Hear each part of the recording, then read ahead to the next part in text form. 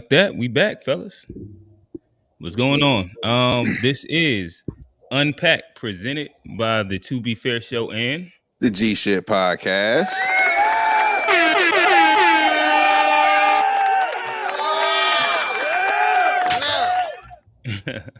and I think we up to like episode 14. But yeah, we bringing y'all another one, another good one at that. Y'all read the title, y'all kind of see where we at. We're going to dive into the out of Africa versus the Black native theories that are kind of floating right now. Seem to be hot topics within the FBA community, within the diaspora, within Pan-Africa world. So love to get y'all opinions, one. And two, we're gonna get to it. We're gonna try and dig as deep as we can possibly into the conversation. So with that, I love the panel to go ahead and introduce themselves. To my right or to my left. Well, y'all know what it is on the screen. Y'all know what it is, man. Appreciate y'all. This G, host of the G Shit Podcast. Make sure y'all tap in, show that support, hit the super chat, hit the super thanks, man. We appreciate all that love. Ha. Yep. Talk to him. FBA Trey.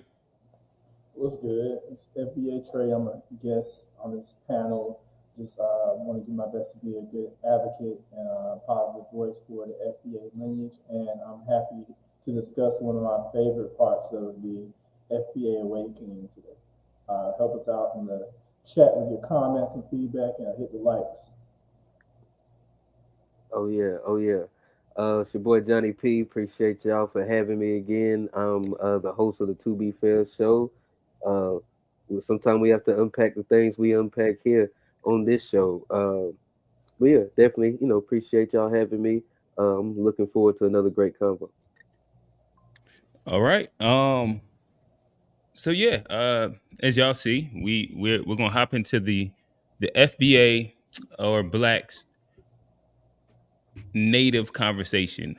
I guess just to get a quick feel of the room really quickly. I'll ask this first question, and we can kind of spiral from there a little bit. Do you believe that most Blacks here came to America through the transatlantic slave trade? I personally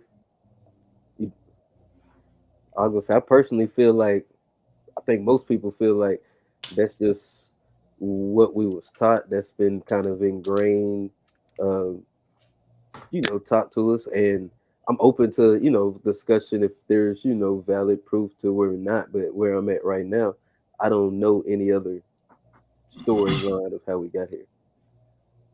Okay. And really quickly, Alex, introduce yourself.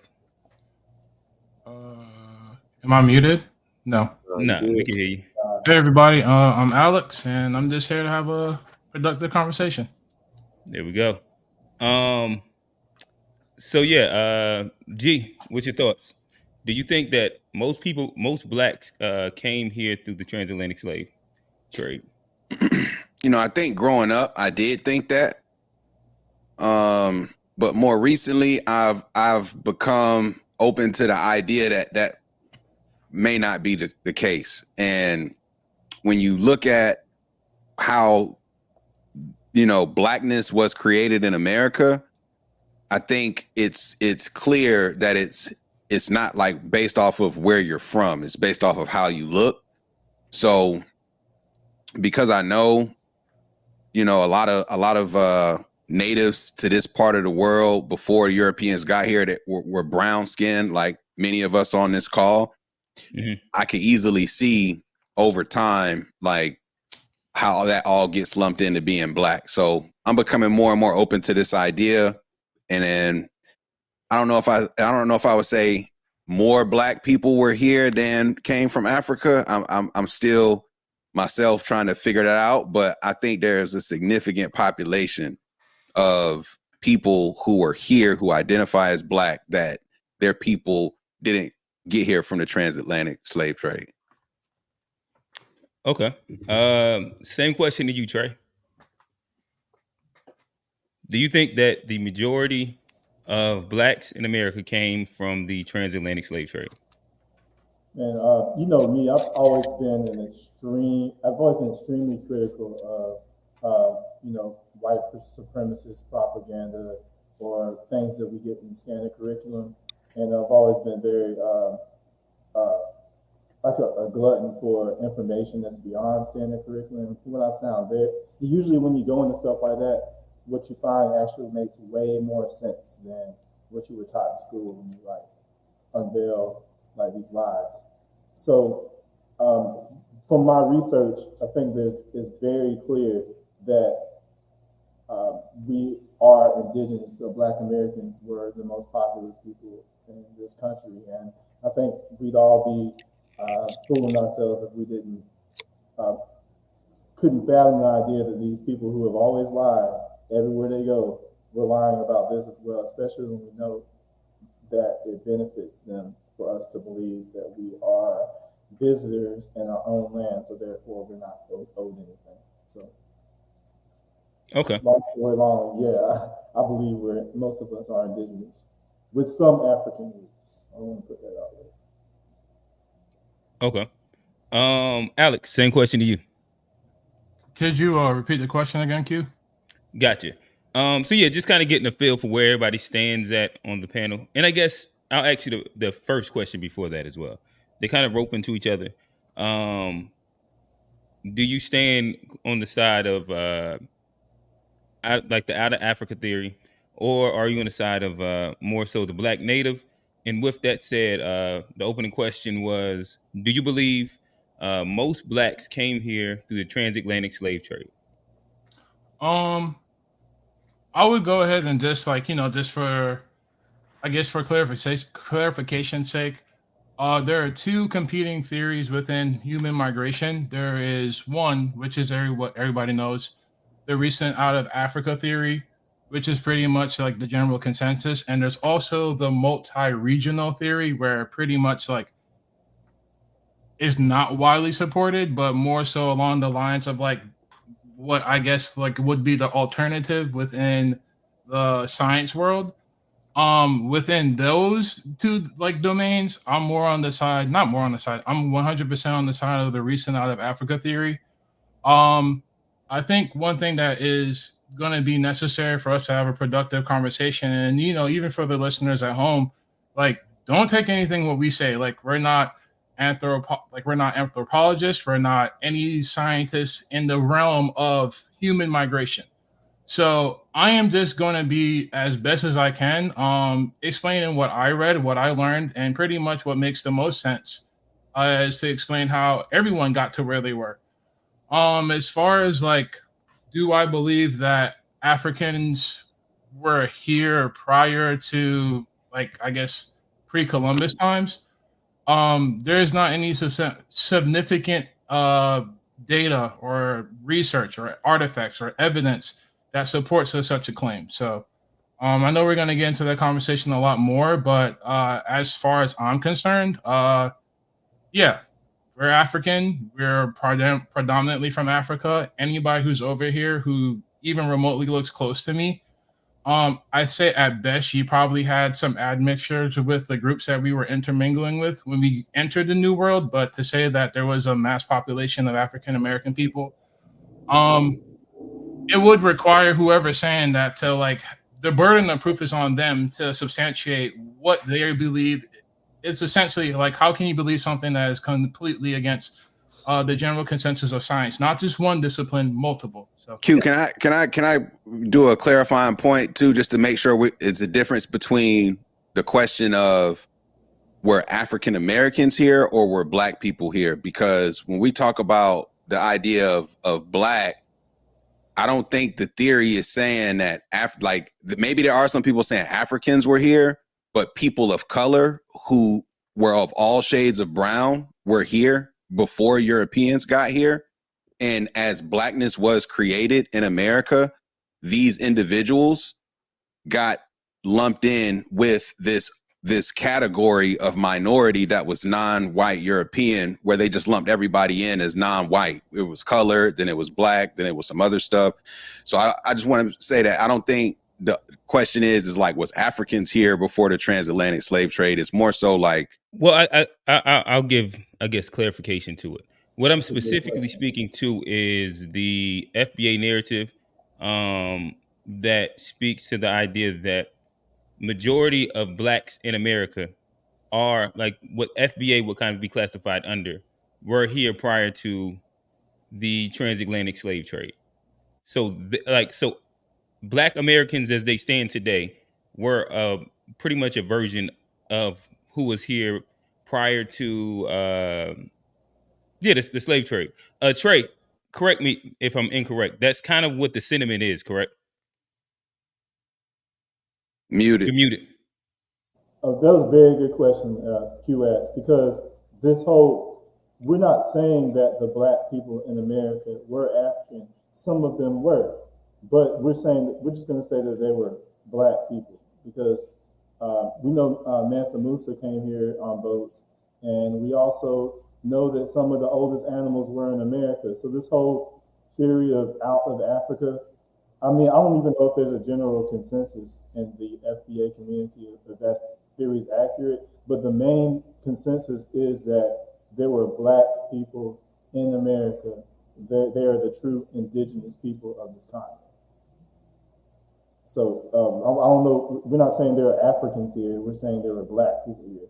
The African thing is not, I don't think there's a general consensus. So I don't even want to call it Native Indian people. Yeah, so to make sure I understand, just to like clarify, there is no evidence of Mansa Musa ever coming to America. Keep going.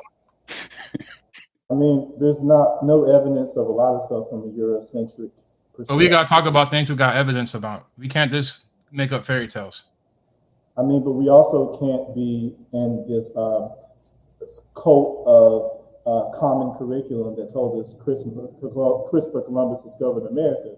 That's nice and all, Trey, but you're right now living in an apartment that has government regulations that says how far windows can be and how your lights are and electricity is wired in your house. So we can't pick and choose when you want to follow general consensus and when we don't.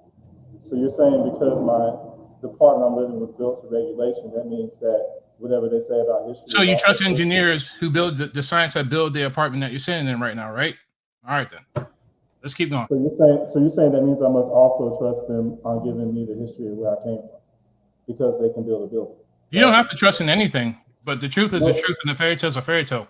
I'm just trying to clarify what you're saying. You're saying that because this house I'm living in, this apartment, was built by Europeans, that means they also must be. I didn't say they were built by Europeans. I said it was built by the same science that you want to cherry pick and pretend like doesn't involve anything. You said you said school curriculum. So this anti-intellectualism that we're already engaging in before we even got to half of the questions that are required for this conversation. I got you, man. It seems like you're being a little bit hostile. So I just want to dial this back because we're just talking about general, just having a discussion. But if you're saying that because I'm living in an apartment that, engineers and people that know physics knew what they were doing and because it's still standing, that means that I must also, it also must be true to Charles Darwin and these eugenicists who created the out of Africa theory and for nefarious reasons, especially during colonialism. Charles Darwin did not make the out of Africa theory, but nice try. Charles Darwinism didn't come up with evolution. The out of Africa theory is not the contributions of one person; it's an entire scientific community. But he was part of it, right? Do you know how the scientific method works? Like, you can't just say something and not substantiate it. You can't just say something and not have it peer reviewed, and it becomes general consensus. I don't think you understand how general consensus comes about in any scientific realm, if that's what you're asking me. Well, I think back in that area, a bunch of white Europeans came to a general consensus, and you're repeating that to me. So now you're discounting the thousands of black scientists who have contributed to the out of Africa theory? Is that what you're saying? You'd have to. So you keep saying white. But all scientists don't necessarily 100% agree on everything. All doctors don't look at the same X-ray and have the same interpretation. Is that fair to say too? All scientists don't agree on anything, but there's a good reason why whenever you go to the hospital, they're not bloodletting you with leeches whenever you have a common cold. So Nobody was doing I'm that. gonna need us to not pretend like we are out here like, I don't know, like bloodletting each other or pretending like we still doing witch trials because of like we don't know how science works. So you're saying that since Europeans, they're the only people that they're black scientists, Trey. I hope you don't think they're like a fairy tale. There are black scientists. There are black intellectuals. There are black people in academia. It's not just white people. Of course, I know there are black intellectuals. I'm not. Okay, so you understand that? All right, we good.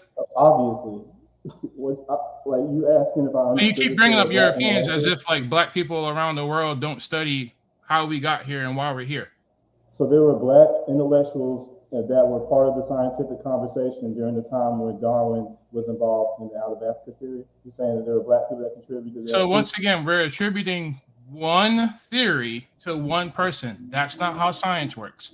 I said he was part of it. That's like saying like the telephone. That's like saying the telephone you have now is the exact same invention that Alexander Graham Bell made back in like centuries ago.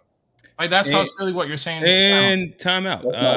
So fellas, that was like watching Jason Tatum and Luka go back and forth for about like I don't know, like 6-7 possessions. I enjoyed that back and forth, but it also seems like y'all's gonna go for another 10 minutes arguing quick points, and I think that we'll probably do better for us and the listener, and to build a conversation and kind of continue on like the line of I guess building the conversation. So I guess just make sure for a point of clarity, because that's where we were at specifically at that moment. FBA does not believe that they are specifically closely related to Africans in the sense that they were related within like the past, I don't know, since prior to the transatlantic slave trade, correct, Trey? No, we know that like 400,000 Africans were brought to North America over the course of 400 years. So we do have some. We're not saying that like the slave trade didn't bring some Africans over here. But the majority is of Black Aboriginal descent from America. Is that the thought? Especially the originals, yes, right? Because we know that these tribes were being enslaved, like specifically the Yamasee tribe. If you look up, like this book here, it's called Indian Slavery and Colonial America. And it talks all about how the indigenous people were being enslaved and put on the same plantations that I trace my family from. And it also says that they were black. And we also had the Virginia Slave Code that reclassified all the Indians, all the Negroes, anybody that wasn't white, they classified them as slaves. So if they put these same Aboriginals on the same plantations that I come from, I think you're going further into the conversation than we're at. We're going to get into that exact specific space. But that's the FBA position on it. Is that we have indigenous origins here, and that's our roots, and it's not just from Africa, but some Africans are mixed in. Okay, there are some Africans that are FBA because of the transatlantic slave trade, but the majority are. I don't want to say there are some Africans there are some FBAs with African lineage, but I don't say there are some Africans that are FBA. However we want to frame that, but the majority are Aboriginal Native Americans inside your viewpoint, correct? Right, Indigenous Americans. Okay, Indigenous Americans. Okay, all right. So, G, I think that was pretty much answering your qualifying question of exactly what we meant when we said black. Everybody's kind of clear on that, so that I feel like we could probably get into a little bit of a circular conversation. That's why I wanted to make sure that we did clear that up really quickly. So that moving on, we understand exactly what we're proving or disproving. Everybody good? Yep. Oh yeah. All right. Well, fellas, we're gonna start this off with a quick meme. It's a meme, and then I'm gonna read the ending statement, then kind of pose a question. Let me see if I get. Y'all, they've been lying. Just watch this video. people were already here. Does it make sense to go all the way to this other continent to bring people on a boat when we know that half of your stock is going to die? You wouldn't do that. So let me close my blinds because it's about to get deep. I've been really thinking about this. It do not make sense to go all the way to another place to look for slaves when it's already people here. So if they enslaved the people here and the slaves were melanated black, the Native Americans are the black people. All right. And the small caption right here, it says, eventually, the conspiracies that attempt to label black people as the original, truly indigenous, or true, everyone of everything has to stop. It contributes to an aggressive amount of erasure and subtly insinuates that there's something wrong with just being from Africa or just being black.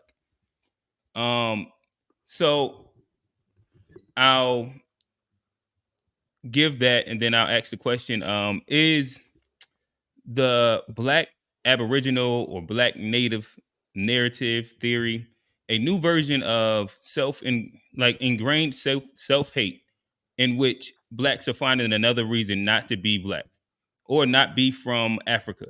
I'll toss that into the air. What do y'all think? No, I mean, I don't think it's a ingrained self-hate. I think it's just a symptom of the conditions we've been in, and I think it's just us really trying to dig deeper and figure out. I think you have to question the status quo if you're ever going to progress past it. So I think this is just a part of us seeing if the things that were told to us actually hold up.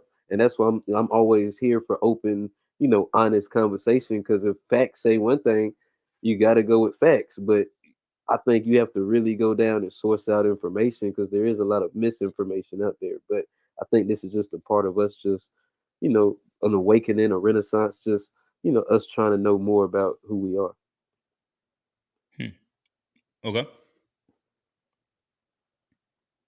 I agree with John. I don't think it's definitely not black hate. I mean, self-hate. I think it's the opposite, because if you care so much about your lineage that you want to find out who you truly are and discover the truth, and it's not that we don't want to be black, or we don't. It's not even that we don't want to be African, but it's that we don't want to accept a label that's pressed onto us by outsiders. So that's part of this whole FBA thing, is when you name yourself and then you embrace your own heritage here. So just if that answers your question. Okay.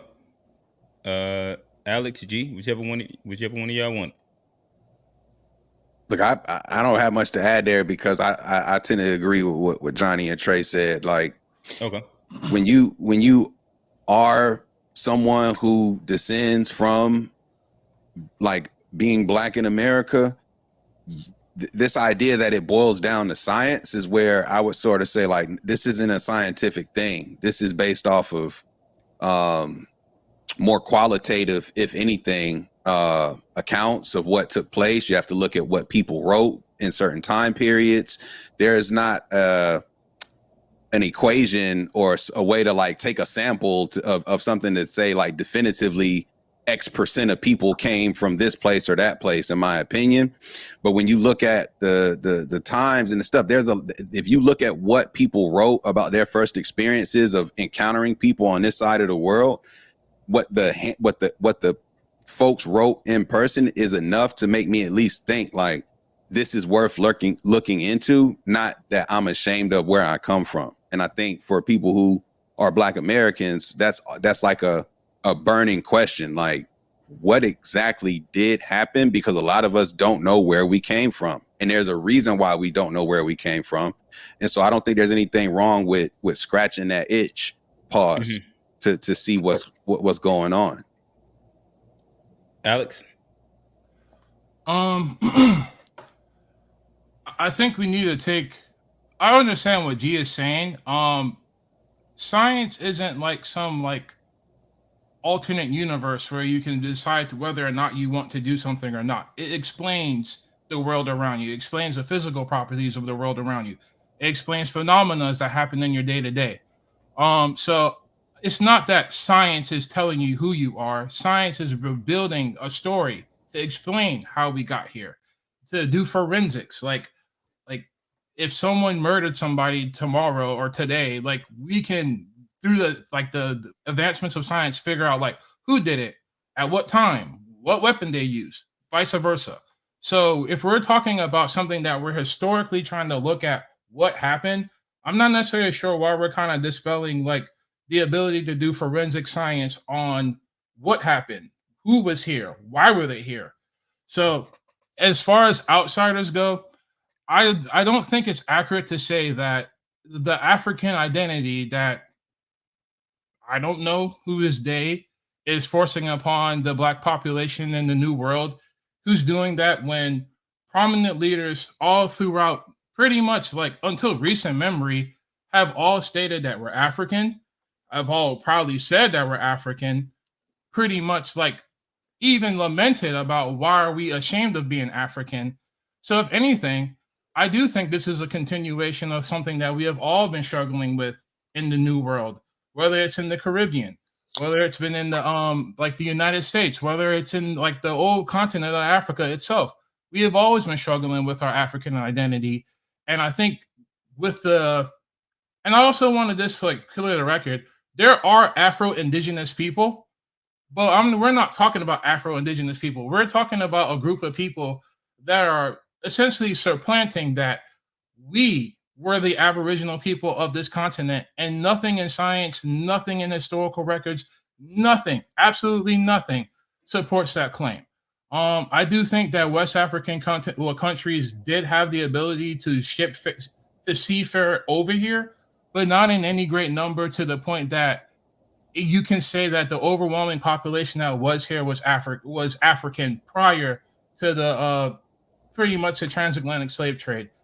Just to wrap it up a little bit, oftentimes whenever we're talking about like, when the settlers came over here, when the colonizers came over here, they saw the people who were over here. We need to understand that dark-skinned people live everywhere. I work in tech. I work with a lot of Indian people who are darker than me. That's what we're saying.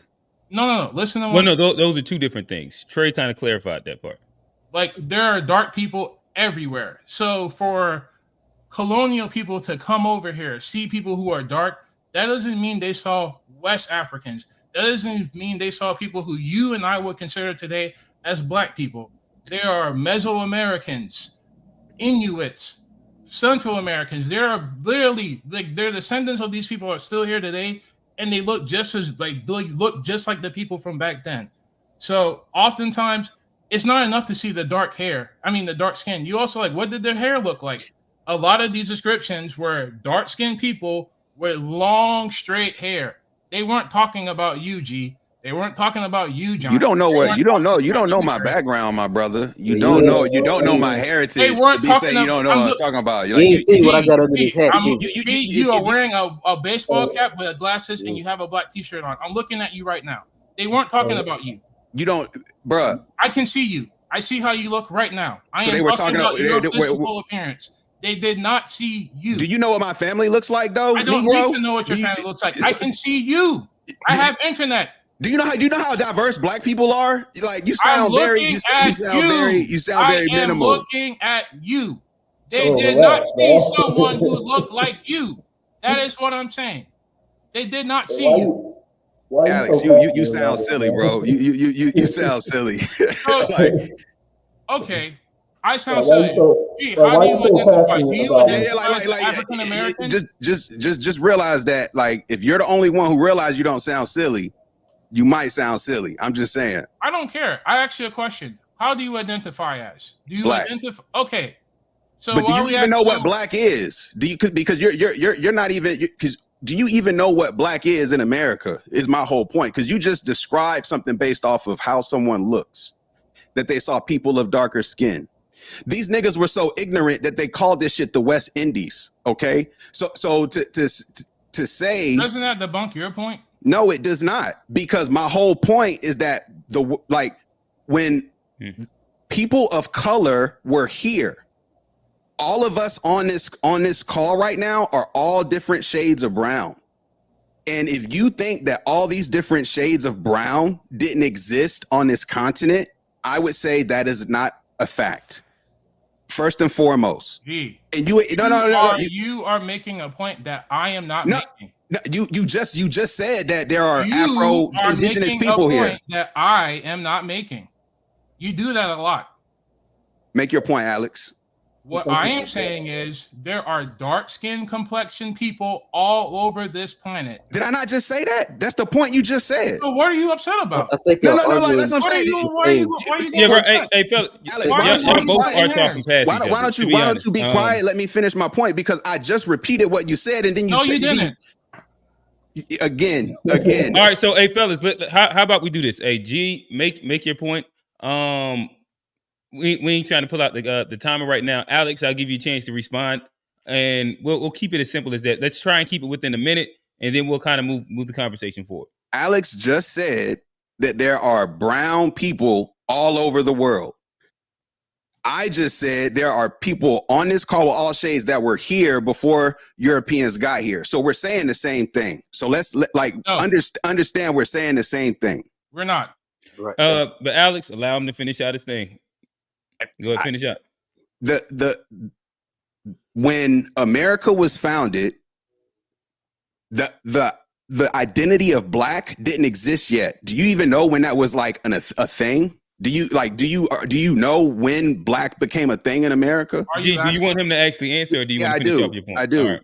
You're saying, do I know whether or not black was a thing? No. When black became a thing is my question. Yes, race is a construct, but you're also discounting the fact. Wait, listen. Answer my question. I did answer your question. But when did black become a thing? Like always, is malformed. When did black become a thing? It's a simple question. No, it's not a simple question, because that's not how anything works. Race is a construct, but you know what wasn't? They knew who. Like by the time these people came over here, it wasn't like they never saw Africans before. Like there's accounts of like, hey, they kind of look like Ethiopians, but they don't really look like Ethiopians. They had a frame of reference of what West When did Africans they start calling us black is my question. Yeah, it's very it doesn't simple. matter when they were calling us black. They knew what Africans look like. They knew what sub-Saharan Africans look like. So when did they start calling us African Americans? Answer that question. When did they start calling us African Since they know we were Africans, when did they start calling us African Americans? When did they start calling us African Americans? Like, who is they? The government, Negro, the American government. This is what we're talking about, The America, American right? government. When did they refer to people like us as African Americans? Themselves as African Americans since the 1800s. What is your point? False. This is all right. So, hey, fellas, you want me to bring it up? They literally so fellas, right now, this is called a tangent, and we're not really building to anything. G. So I guess like you're asking him. It seems like maybe he does, maybe he doesn't. How about enlighten us on when the thing was, and then continue building your point. America created this thing called a census. Okay. Before the census, there was no real record of population, demographics, the things that you speak of. There was no real documentation of that. There were slave records, there was some things, but there was no this construct of race. And on that initial census, there was no such thing as black, nor was there a such thing as African American. Okay. On the original census, it was free whites, free persons, and slaves. That was it. Free whites, free persons, and slaves. That existed up until the mid 1800s, when essentially the 1865, like it wasn't until around that time period where you started to see the word black on a US census. You didn't see the word African American until the 1900s.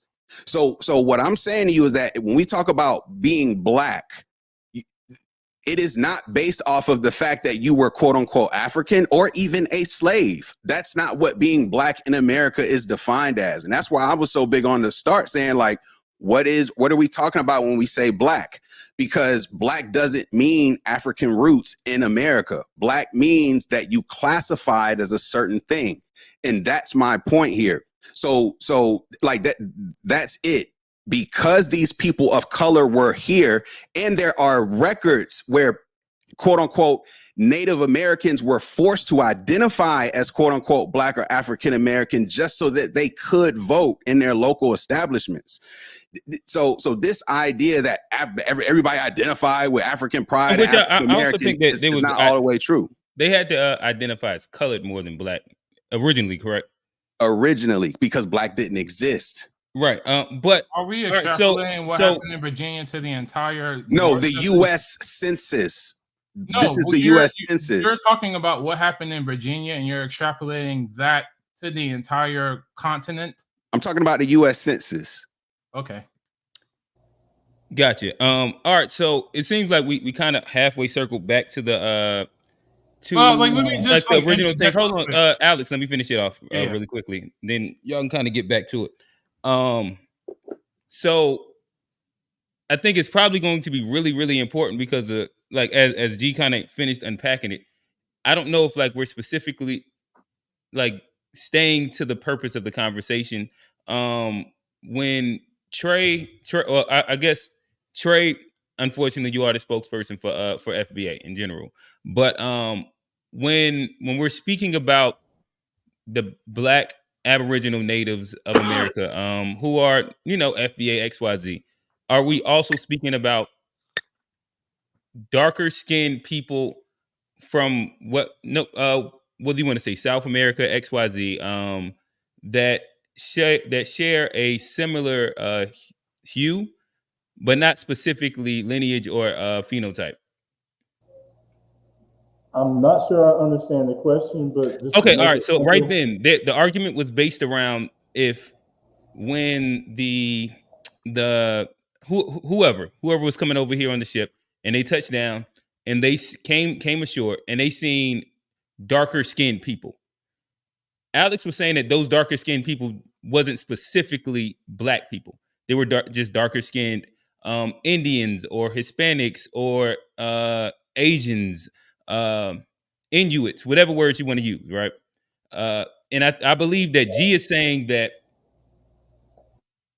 no matter what, when you touch down in America, not in America, like no matter what, since the 1800s, no matter what your specific phenotype was, your ethnogenesis was, if you was past a certain shade of dark, you were identified as Black. Anything non-white. Right. But that's not. So we're I guess explain how does this line up with the conversation? Do you agree that no matter your ethnogenesis, if you was a certain shade of, melanin, that you were Black and you would identify? You would pass through the FBA kind of lens of what we're talking about. Yes, because if you are indigenous to America and you are Black and you were put on the same plantations that we were placed on, well, that sounds like a different thing. I don't know if we was talking about the people that were specifically on plantations as much as the phenotypical darker skinned Indians or Native Americans that were here. I think you classify them as Asians. Those are not the people that we're talking about. You're talking about like the red Native Americans, the people that have that. Okay, so you don't believe that? So anybody that was of a darker hue, pretty much you believe that those were Aboriginal Blacks of America? Man, I can make it way simpler. There were red Native Americans or red-skinned Native Americans that came over through what we know the land bridge, and they were here also. But in addition to that, there were dark-skinned, kinky hair, thicker lit people that were already here before the natives got here. And you can see that with the Olmecs and all the ancient remains that we have in America, all the science that proves that there were Black people here that are phenotypically similar to everyone on this panel. But those are not the red Native Americans that we see in like the Pocahontas movies and things like that. And also, if you look at like the Dow's rolls, that's when people could pay $5. That's where they come with the term $5 Indians. And then they were able to pay that money and then be classified as one of the 5 civilized tribes. That's why if you see Native American today, they might have pale hair and thin hair. Nobody looked like that when they first came here. So that if that's your image of a Native American, then that's not it. That's a white person. Like Elizabeth Warren said that she was Native American. Like though nobody looked like Elizabeth Warren when the Europeans came here. They all said that they looked like Ethiopians. So if a European, Alex, you were saying that science doesn't agree with any of this. So do you consider firsthand primary accounts from the original explorers? That's not science.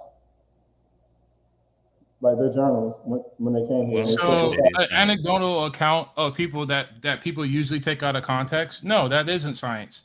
It's a part of an anecdotal experience. It's a part of a historical account, but you can't just have one historical account be the all-encompassing thing that you rest your head on. No, that like. Well, what if it wasn't just one? If it was Sir Francis Drake, it was Cortez, Columbus. Every European that came here said that they were black. You're kind of overstating it, but I can understand what you're saying.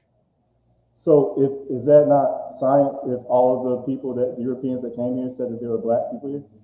So, if one explorer comes over, it's not one. Listen. I'm not saying one though, but you're about to answer a question I didn't say. I said if all of them said they were black. All of them didn't say that, Trey. They all didn't say that. You're just telling me they didn't say that. And this is semantics, man. All versus knowing that there's. You're like the king is being disingenuous. Like, give me a break. Disingenuous, motherfucker, please. What are you talking about? Disingenuous. Disingenuous. That's what your name stands for. Oh, hey, fellas. All right, we're starting to get into the ad hominem part. I was just about to say, that's definitely an ad hominem. Yeah, let's stay focused on actually diving into the conversation. And I hope you like this face to face too. Hey, fellas, we're gonna go ahead and get to that. We still friends. But all right, so we're gonna kind of break into a quick meme really quickly, and we'll continue building a conversation. It's always fun times on Unpacked. I enjoy it. Hey, this no ad hominems, fellas. Like y'all, like. Yeah, let's stay very much more focused on the actual topic and debating concepts. Where I think that let's make sure we put a major focus on actually just attacking ideas. And that's a piece of my fault as the host, where we've kind of been throwing some jazz back and forth, from which hopefully we can kind of keep it to where we can still be lighthearted enough, but still have serious conversations. But all in all, let's for real try and stay away from it, because there's nothing positive from it. We want to have fruitful conversations as black men on the internet. I'm gonna push play.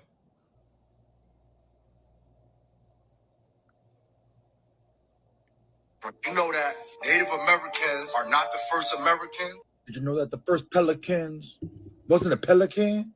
You know, I tried avoiding talking about this subject for a long time because, quite honestly, it's dumb. However, I've been sent this video like a bajillion times, and so I'm not doing anything better right now, so I'll go ahead and address it right now. The ones that became Native Americans. So if Native Americans migrated from Asia, that would make them immigrants to America, right? Wrong. See, this is where I'm telling you, right? This is where terminology matters, because I can tell that you tried to use the right terminology, but because of the lack of education or otherwise, you were wrong. Because you said the word migrate and then you changed it to immigrate.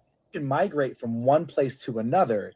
You cannot immigrate from one place to another. You only immigrate from one country to another. United States, Canada, Mexico, South, all that, none of that was country. And in the way that it is suggested and used in your video, you use it to invalidate somebody else's indigeneity. Is wrong. The other thing is that the skull that you are using is 14,000 years old. And the most accepted human migration theory is that indigenous people of the Americas migrated from Asia and Siberia at least 25,000 years ago. Funny, because you actually mentioned that in the very next slide. And if they only migrated the most 25,000 years ago, we were here way before that skull ever existed. In fact, their closest genetic connection is with the Siberian, not indigenous people. We do share some DNA. The widely exaggerated statement. Then who was these people here 100,000 years before they got here? Another statement without any context whatsoever. You saw about mastodon bones, like cuts and scrapes and stuff. And though they do have a date of 100,000 years, what he doesn't tell you is everyone thinks that it's Neanderthals. So we weren't the only species of humans that existed. There were 4 of us 100,000 years ago. You can't draw points from A to B. A and B are 2 totally different animals. Timeline between the skull and the mastodon bones off by 86,000 years. Y'all, all I'm saying is do your research. These types of people are considered the flat earthers of the racial world. They're doing it for clout, doing it for clicks and likes, nothing more.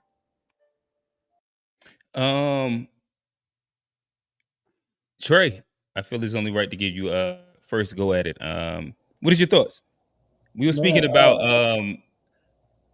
so I want to be able to like name, I'm gonna just say currently known as Native Americans. Is that okay?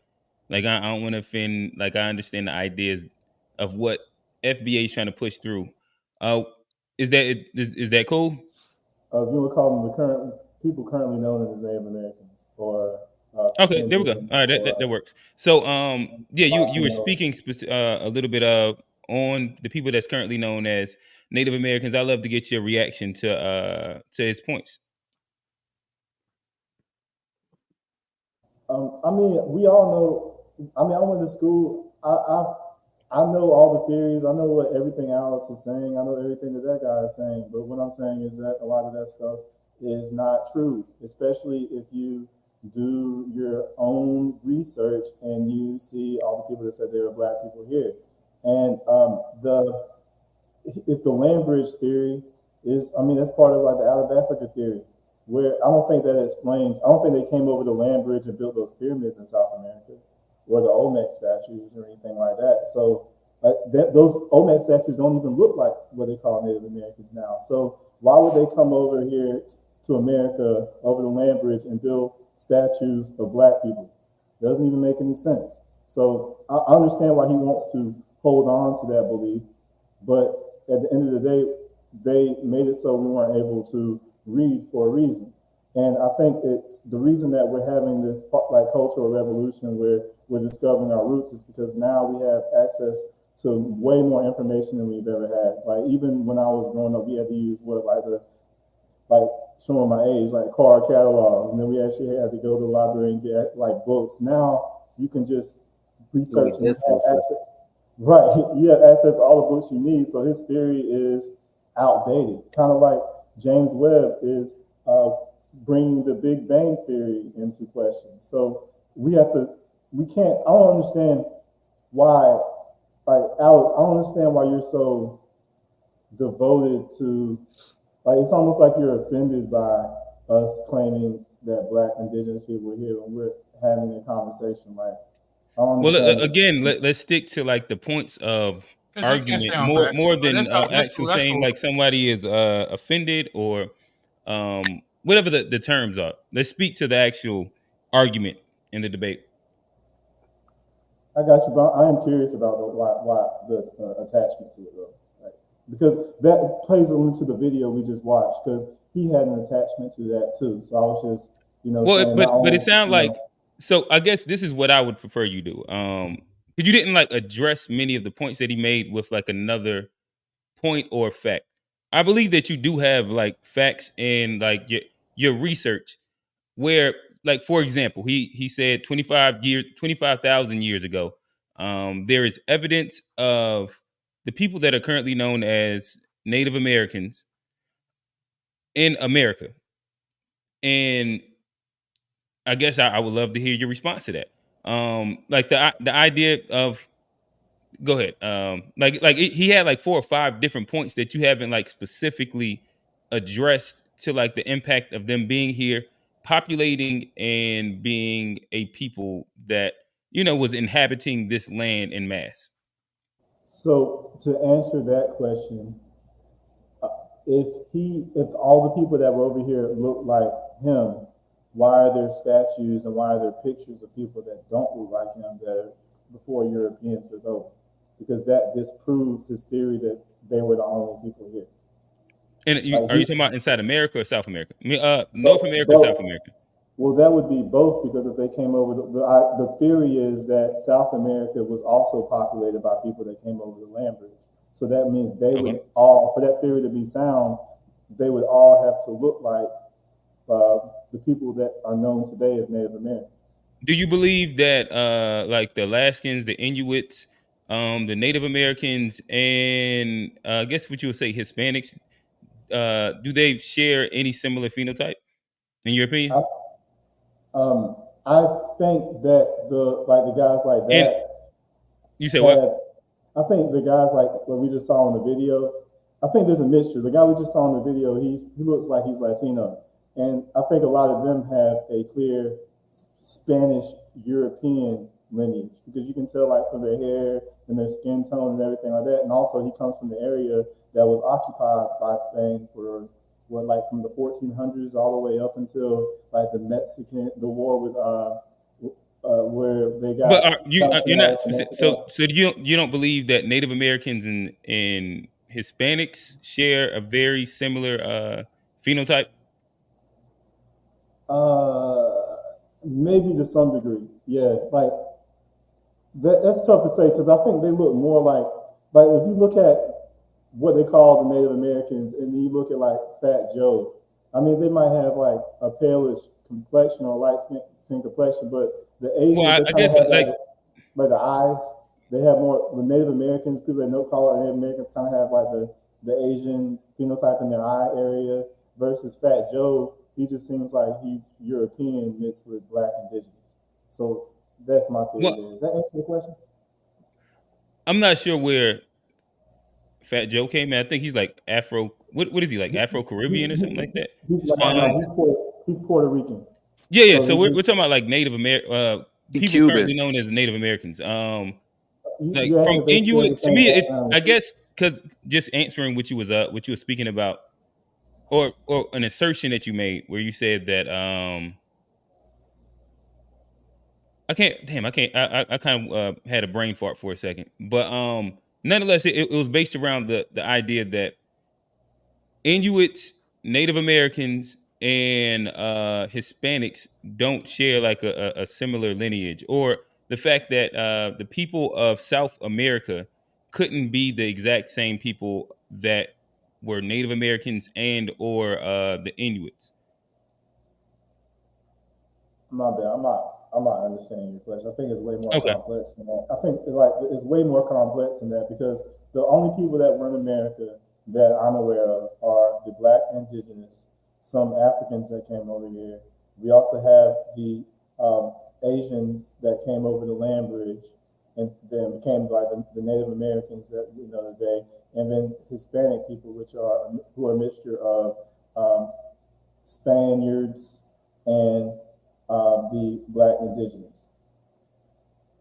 So you think that like the people from Spain, when they mix with like Black people, they look like Hispanics? Yes. Like there's a famous picture of a Black grandmother. I'll have to send it to you. But basically, and you think like that looks okay? That's just interesting. They have a whole concept over there called like bloqueamiento, or something de la raza, which basically means the bettering of the race or whitening of the race. So their whole when European British people came to America, they weren't really mixing with Black Americans unless it was like they didn't have like a mulatto class that was kind of like had like rights like they had over here. So they kind of mixed in more than the white people who wanted to like preserve their white genes. Like if there was a mixed kid in America, you were automatically a slave. I think the Spanish had there are different brands of colonialism between the Spanish, the French, and the British. So I think the Spanish version is more of a like mixing in, or not mixing, but they still dominate. Don't get me wrong, but they had an effort to turn the native population into a fair skinned like mulatto race. So that's where we get Hispanic people like J-Lo and Fat Joe. Gotcha. And as we continue this conversation, I definitely think that this would be a great insertion for Dan did so at some point. I know that you are currently in the region, and you would probably have like a different perspective as well. But Alex, I love you for you hop in. Just to address the claim that the Olmecs are black, there is no scientific, even like a scientific evidence or conclusion or consensus stating that the Olmecs are black. I have up on my screen a picture of like the Mesoamericans that the statues actually look like. And the reason why people often attribute that the Olmecs look black is because you kind of attribute things to what you're familiar with. You see a big nose, you see big lips, you think black people, but we aren't the only people on this planet who have big noses and big lips. It's not a characteristic or a phenotype that is specific to us.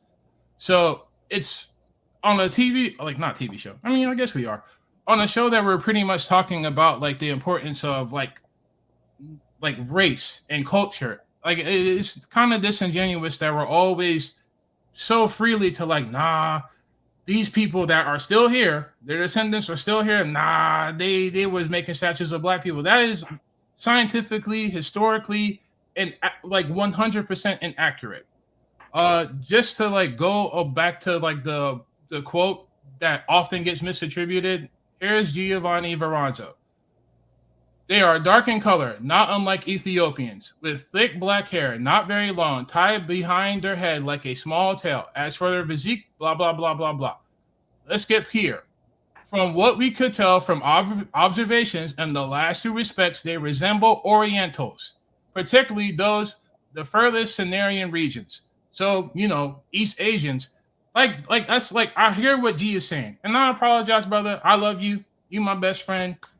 We gonna meet up and have a beer in what's that place, G? North Camp, whatever. Camp Northman, there you go. Yeah, so I'm gonna stick to what I'm talking about here. But like what I'm saying is it's not like these people came over here and didn't know what the ethnicity of Amali was. Like African people like made like really big empires, the Mali Empire, the Kush Empire, the Egyptian Empire, all these rich tribes, like they knew what we looked like. They came over here and like, these people are dark. And like they kind of like extrapolated from there, but they weren't saying that we were here. There's a lot of evidence stating that we weren't here because one thing that is very prominent where we are in Africa is rice. The specific grain of rice, which is like, I think like the West African rice, that only like for something that is a staple of all of our diets over there in Africa, it somehow didn't manage to come over here until like the South Carolina form and that being this cash crop there. Like I understand what everyone is saying, but when you put all this together, the story does not map out that we were here for millennia or the dark people who are here are considered that. There's dark people from the Congo. There's dark people who are from Tasmania. There are dark people who are aboriginals. We, as black people in America, black people in the New World, heck, black people, period. We don't consider like dark-skinned aboriginals as dark-skinned people. We might actually consider them as colored people. But in the context of this conversation where we're trying to decide whether or not black people, like people who look like us on this panel, whether or not we were here, that is what I'm talking about. Did we have the technology to get here? Yes, maybe one or a few Africans managed to get over here. Maybe. But the evidence does not support that. As far as the land bridge, the Rengia land bridge, this is the most supported general consensus. No matter what discipline you want to use, you can use genetic. Starting all the way in Africa, you can follow the Y haplotype of our DNA going all the way from Africa to here, from the very top of like North America all the way to the tippy bottom of South America. They have the same dominant QY haplotype. How is that possible if these people just got here, a few centuries ago? No, they've been here. But that is not the same thing when they look at our DNA. It is not the same. Like if they took all of our DNA, it's not going to tell the same story that their DNA tells. And furthermore, I'm going to round it off with this. There are multiple uncontacted tribes in North America, Central America, Mesoamerica. Hell, Brazil has literally, like, don't even go in the Amazon rainforest. It's illegal. Why? Because there's uncontacted tribes and we want to keep them safe and we want to keep you safe. Why do none of them look like us? None of them have dark skin and kinky hair like us. These people have been here for thousands of years, but somehow none of them don't look like us. But we somehow we were the majority of people here before colonial times. That doesn't make any sense. But I rest my case. Trey, can I get in here? Go ahead. Can I get in here? Yeah, G, you can go. Like, this conversation is a bit fucked up because we're not speaking the same language.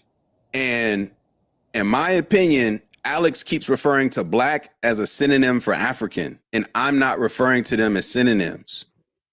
And so, like, for sake of conversation, black does not equal African. I think that will help some of what we're talking about moving forward, because when I'm hearing Alex speak, it's in that context, and I'm not speaking in the context that black equals African. I don't think Trey is either. I'm not going to speak for Trey, but for sake of conversation, can we as a panel agree that black doesn't equal African? Or Alex, are you insistent that African is the same as black? Well, I thought we clear. I've tried to clarify that twice. It's not clear though. It's not Alex, clear. are you saying that black equals African? 100%.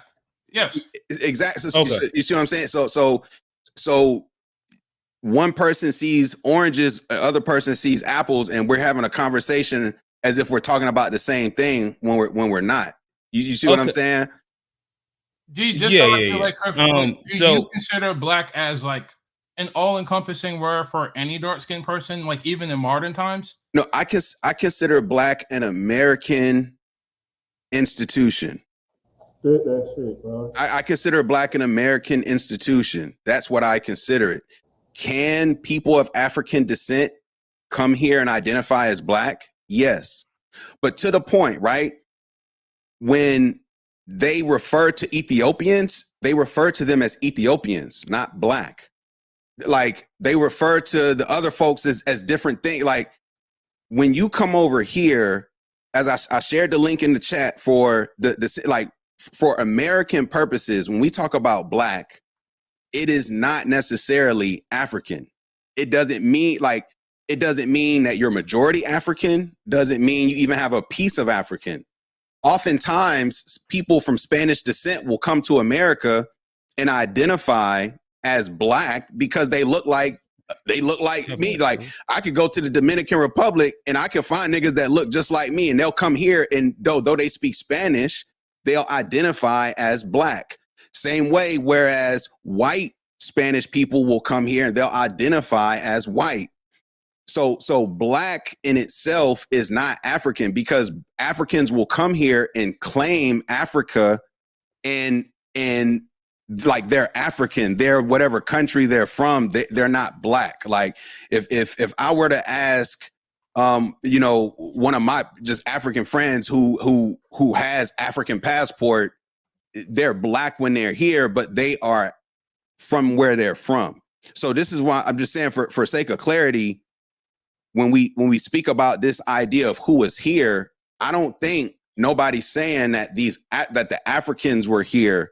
And I don't think anybody's trying to debunk the land bridge either. Like, I don't think either of those things is what I'm trying to do, because the land bridge thing makes sense. Yeah, me neither, G. Nobody said that. Yeah, so right. So I guess maybe this helps give me some level of clarity. When we're talking about black people being natives and aboriginals of America, what are we talking about? Who are we talking about? Like, I'm trying to understand, because like, it's hard to have this conversation if we do keep jumping around to specifically what group of people. I imagine that we're talking about people that look like the American descendants of slavery, or the foundational Black Americans, like people that share a very similar phenotype as us. Is that who we're talking about, or we're not talking about that? See, that's I would say it's not really a phenotype thing. It's the uniqueness of America. When you just look at how we're like, black, the only like the reason why we identify as black was because that was a classification that we all sort of like fell under and then found identity within. That's the reason why we stand with it. So like we didn't say, hey, we're black today. No, like the government said, okay, well, from here on out. I guess what I'm saying is that to me, like if I don't have to use the word black and that makes this conversation easier, that like I have no problem using that. I mean, like changing the word with like say FBA. I'm trying to understand from the theory of FBA. I'm trying to explain it. Yeah, but like I get what. Okay, so let me give me 2 minutes to just explain this. Okay. When we look at like U.S. history of how people were classified, it was white, free, other people. Those other people could have been non-white, but free. So there were free people of color in America in those times. So that's like one example of like people who eventually get classified as black. So at the very beginning of the census, it was you were either white and free, or you were non-white and free, or you were a slave. That was it. Once they got to a point to where black became a thing, like now we're talking about the fact that it went from persons, slaves, and free persons of color. You see what I'm saying? Before black, there was slaves and free persons of color, or free colored persons. Those free colored persons included the quote unquote Native Americans as well. Like it was an all-encompassing thing. And then from there, it got so murky where it was like, now we need a whole thing of black, where you got to either be black, mulatto, a quarter of a black, a third of a black. And then from there, you were Indian, American Indian. They started to break out American Indian separate from black. But this wasn't until the mid 1800s, if you feel what I'm saying. America had already been an institution for over 100 years officially. Unofficially, these colonies had already existed for hundreds of years, and stuff was happening. And it wasn't until the mid 1800s where people were forced to now identify as something that the government designated to say where you're either Indian or you're black. And this is my point in saying this, is that it's not, black doesn't equal African, because in America, you don't have to be African to be black. Like that's my point in saying this. So it's like, if you are in America and you have a certain color and pigment of skin, you are at one point early on considered black. It did not matter if you could prove you consider black African or colored, or not. though. I guess when I was looking it up, it seemed like it was like the vague term colored, not specifically black. They had slaves, then they had free colored persons, and then 1850 introduced the word black versus mulatto. Right, I understood that, and then as well, mulatto for a while also just meant any person that has had interracial, and that could be any version of interracial lineage. It was the mixed folks. Like, no, I understand that, but it's not as blanketed as everybody was also just swept under as black either. It like wasn't colored until 1900 was a bigger blanket term than black. Correct, but it wasn't. But people had got swept underneath that because, like I said, like if you got to look at what America was at the time, right? Like this isn't the same place with paved roads, electricity, like right. Like you know, it's like this was a very lawless, like you know, America's known for crooks winning, like time and time again, right? Like so, this wasn't like a lawless country where people were following rules. And I guess so. To me, I wouldn't have a problem like conceding in any of those points. My main thing then I'm asking would be, so all those people get reparations, Trey? Like, because the conversation and why FBA kind of like stands on this is explicitly for the context of reparations, correct? Like the idea of delineating. But if we're saying that all these people are encompassed within this thing, so then all these people would be getting reparations, correct? Everyone that on the census, where it labels them black in 1860, if they can trace back to that, and they are black today, and they've been in America the whole time, those are the people who are entitled to reparations. Okay, all right. And black is a caste, and it's like we have a caste system in It's a America. caste, right? Right. So Africans, they weren't calling themselves black. They were calling themselves Asante, Dahomey, whatever tribes they got going on over there. Even those countries that like Nigeria, that didn't even become a country until the 1960s. So black isn't an American thing. So to say black means African when Africans don't say African means Give us black. 1 second. I mean, keep going. I'm saying if Africans don't identify as black, then why do black people in America have to identify as African? Like we have our own, even according to the out of Africa theory, even white people have African roots. For one, and if I can answer Alex from before, he said what happened to the black natives. They had slave rates and put them on plantations. You know that the Europeans. I didn't ask that question, but thanks. No, you said that they have Aboriginals in South America who haven't been touched, and then you made it seem like those are the people that were here. So why aren't they black, right? You said what happened to the black people if the natives don't look black? Didn't you say something along those lines? You said the people They're uncontacted tribes. Yeah, you're just saying that phenotypically they don't look like black people. He said what happened to the natives that are black that I'm talking about? I'm saying they got put on plantations. You know, no, that is not what I said. But he's saying phenotypically they don't look like Africans, is what he's like. Oh yeah, my bad. Saying, I guess right? I'm saying to be fair, right? Because when you said black, you were saying like, why don't they look like Africans? I just want to make sure I understood that right. Let me just jump in real quick because like I understand what you're saying, G, but I don't think that calling someone of African descent is a American thing. Like, for instance, Spain, like literally, like the metaphor of running of the bull. That is like, I don't know how much more anti-black you can get than, oh yeah, the black bull is coming, which represents the Moors who were invading them. They called I think I can say this. You know, what's the word for black in Spanish that we were called for? Oh, negro. Oh yeah, like they called black people Negroes. You go even to even Dutch colonies, like they have like anytime they're talking about us, this context, modern context, historically, they have always referred to people.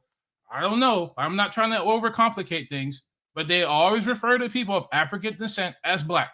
That's not an American thing. That's a European African thing. Anytime we're in contact with these people, we're automatically reduced to black. Now moving to colonial times, Shays Rebellion. This is an example of I get what you're saying as far as color goes, but the people didn't make this distinction. No, it's poor white people, enslaved Africans, and Native Americans. That's who did Shays Rebellion. That's who caused a big old ruckus. Where it's like, oh man, we gotta make sure that we are kind of keeping these people apart.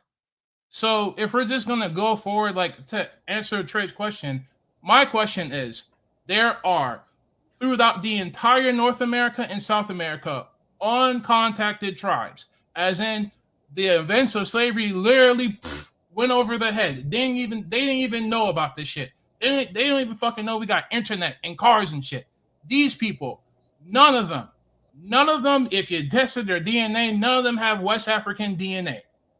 If you test the West Africans of today and African Americans, it's not a coincidence that we share similar DNA.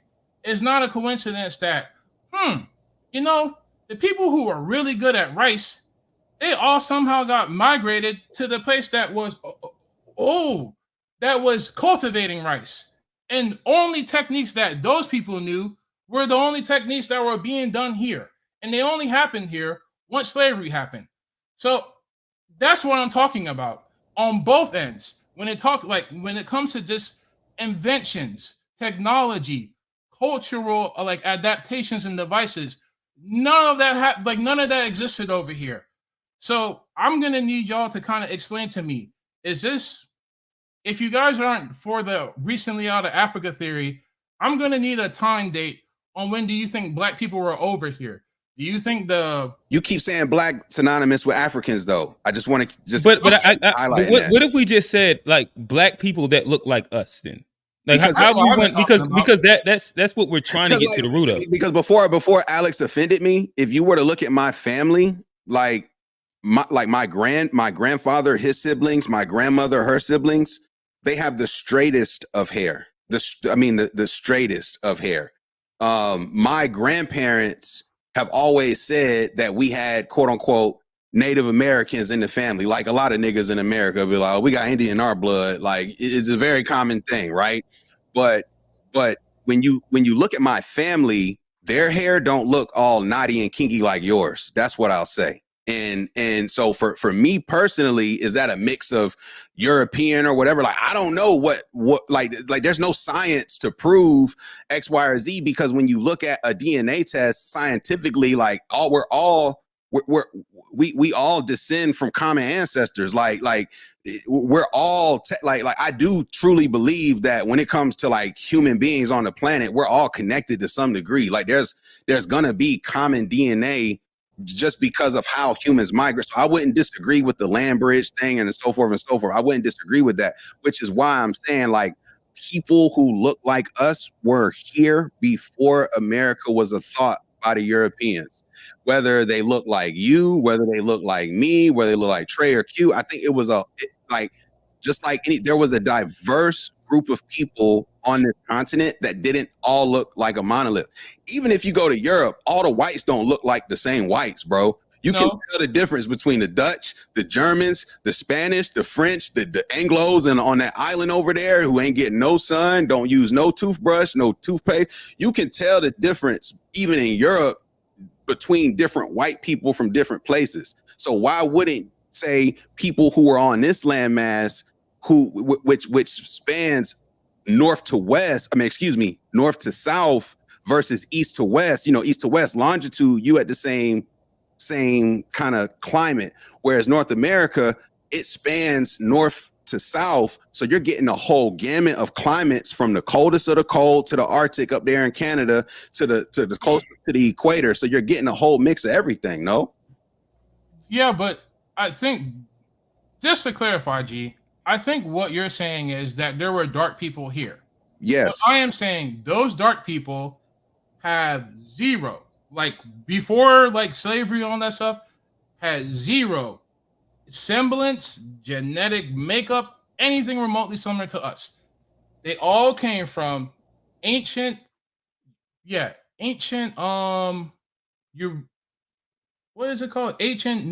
Eurasians, ANEs. That is pretty much like I guess like the prototype of this people that migrated all the way through America. These people in of themselves, like you can see it in modern times, like these are Eurasians. These are the people that, like, when you look at East Asians, when you look at Southeast Asians, when you look at West Asians, when you walk all the way down from the very tippy top all the way to the very bottom in Peru, these people by themselves have their own very light, probably brown like your color, very dark. These people come in all different shades and sizes. So that's what I'm talking about. The dark shades that they saw wasn't us. When I was saying us, G, maybe I'm wrong, but when I look at you, I see another black man. I know you have a diverse family history, but when I look at you, I don't necessarily see someone who an African. To some extent, yes. I don't think you have the same monoracial parents that I have. Like, my dad's black, my mom is black. But I do see an African to some degree. When I look at all of you, I see Africans to some degree. I am not talking about we can't go forward and forwards like a new identity. But when I'm saying historically, the dark-skinned people who are here aren't Africans. I agree. We agree. The dark-skinned people that were here were not Africans. So I just want to say that we agree. We agree on that. We agree on that. So G, so when you look at yourself and I guess like other black, you don't see African in that as well? Dog, I look at my beard and the way it grows. Like I said, like I don't know what my heritage is, right? But like the way my shit was 360s, very nice. You know what I'm saying? Like my hair. But you don't see any idea, like thought. I ain't seen too many Africans. African was inside your DNA. because I grew up a certain way. I grew up thinking this because I was taught where slaves come from West Africa. So like by default, as I said at the beginning of the show, I grew up thinking that, yeah, we all came from West Africa. That was like what I grew up thinking. But as I've continued to just hear different sides of the story, like I said, like even on the continent of Africa, all of them don't look the same. So I don't think all of everybody in North America would look the same. Like, and I say that because Africa is another example of a continent that stretches north to south. So you're going to get more diversity. Of course. And I guess people settle. maybe this was a question I had. We didn't really get into it. We've gotten to like this nuanced space right here. But I think that according to quote unquote stats or data, the majority of blacks that came here inside the transatlantic slave trade came from the west coast of Africa and the coastal regions of Africa.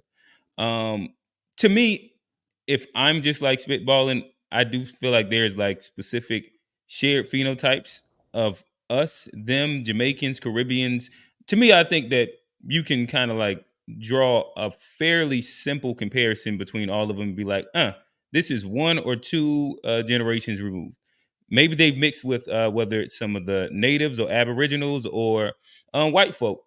And you have different things, but there's typical features of all these that even when in Africa, you can see a African that is mixed with the like a colonizer over there, and they tend to look just like what American blacks tend to look like from what I've seen. Especially if you go, then it's two generations black and one white.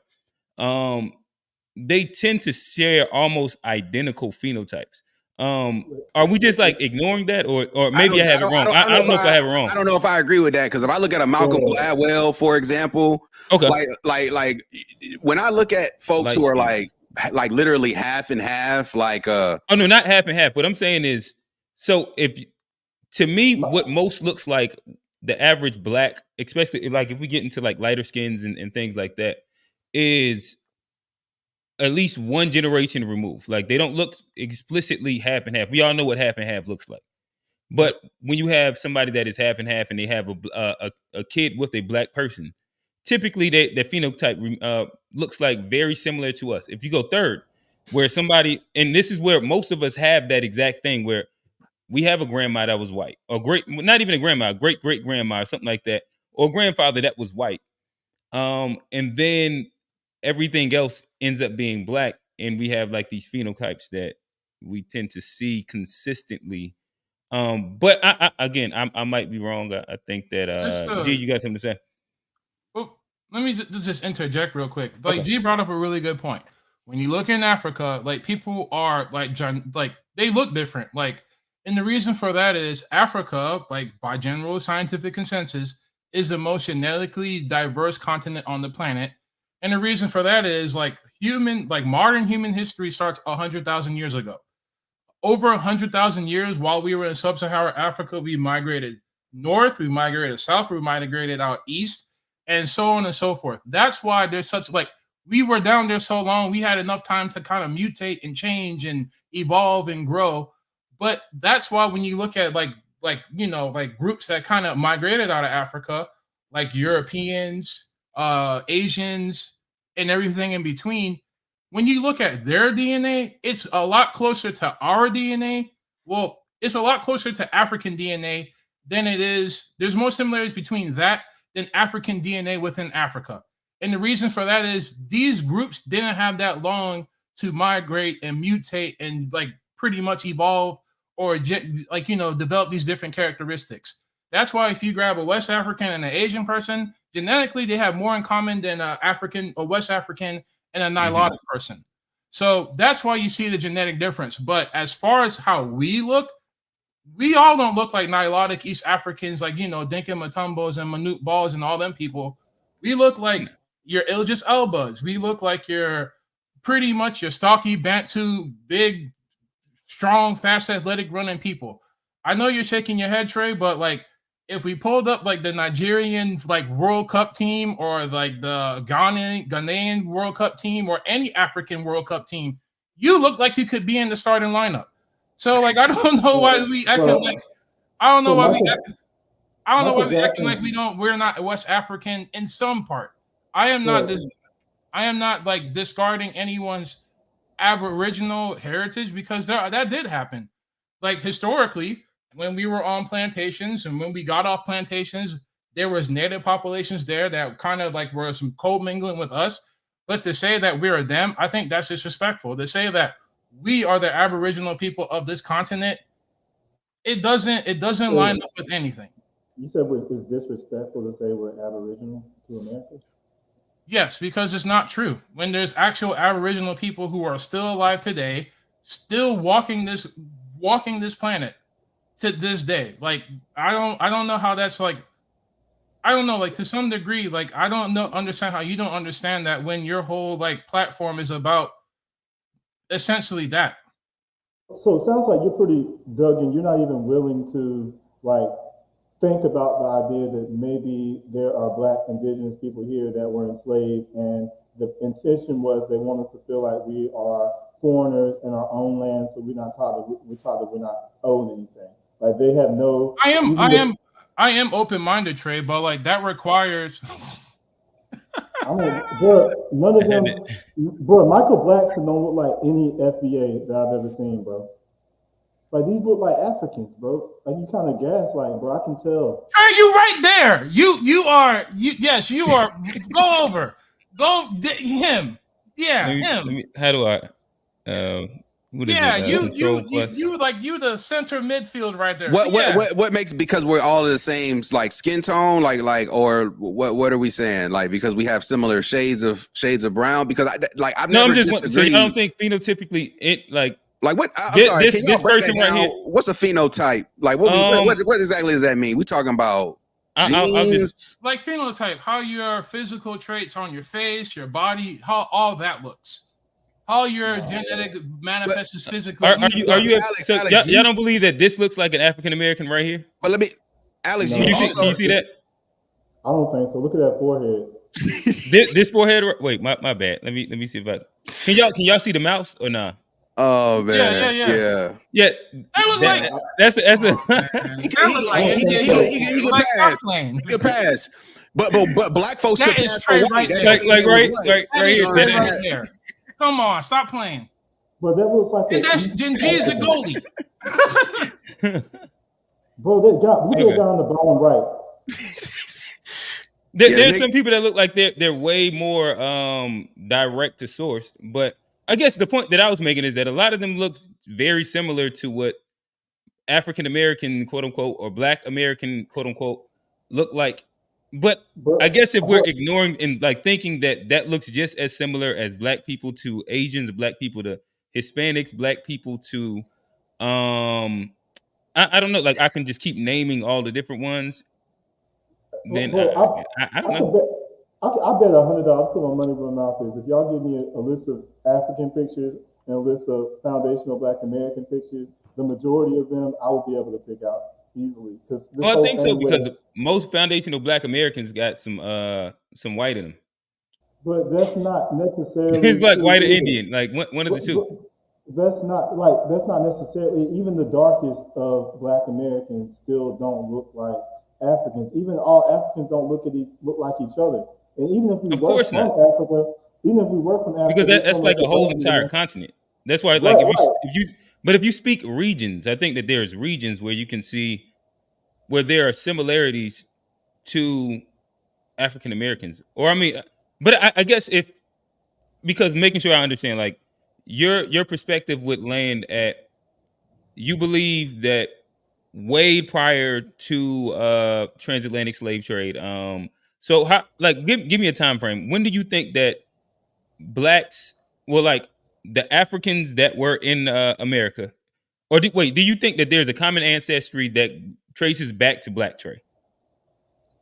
Traces back to Africa for African Americans, like whether this is thousands of years back or no. You just think that like they started, or yeah, go ahead.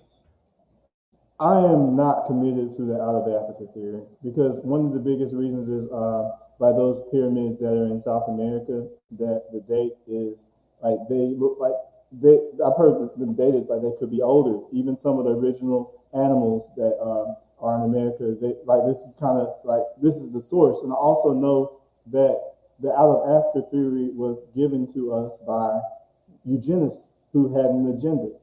And also the fact that, Alex, you said that you recognize that there are a lot of dark melanated people in America, right? Okay, you also know that they enslaved the natives, right? And put them on plantations. Not everywhere. But in didn't natives also enslave blacks? And it was red like ones did. The red ones did. But I'm saying, walk me real quick. In the Carolinas, you would agree that the Yamasee tribe was being enslaved. Would you agree with that?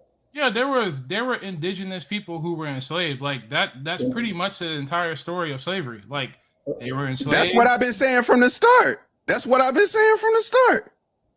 I know, but what I'm saying is we, as in West African of origin people, aren't those people.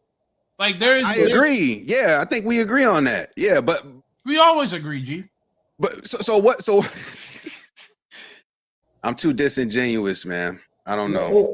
Keep going on this walk. So if you said that the melanated people were enslaved and they were put on plantations in the Carolinas, the Yamasee, because that whole Yamasee war was about them being enslaving the people and put them on plantations, the black Yamasee. Okay, if I can trace my people to those same plantations, is that not a connection to the black Aboriginal here that I have as a foundational black man? That's the thing, Trey. Like you are conflating having a history of people commingling, marrying each other, adopting each other, that with pretty much you say you don't subscribe to the out of Africa theory. So I'm assuming that you believe in the multi-regional theory where black people, melanated people were already here, period. Like they didn't come from the Bering Strait, they were just here. But that's what I'm saying, Trey. Like I think is that supposed to be based out of Pangea or something like that? What, the multi-regional? Yeah, humans wasn't even around during Pangea, allegedly, according to science. But no, Pangea was millions of years ago. Okay, I was on TikTok. I seen a Native American use Pangea. I thought that maybe that's what. Yeah, humans weren't even. Yeah. The multi-regional theory is the exact opposite. There were small isolated populations of humans all over the globe that pretty much evolved in parallel to pretty much what we are now today. But when you kind of map that whole thing out, is a reason why that's not generally supported, because none of the evidence, none of the artifacts, none of the historical records, carbon dating, DNA sequencing, none of that supports that.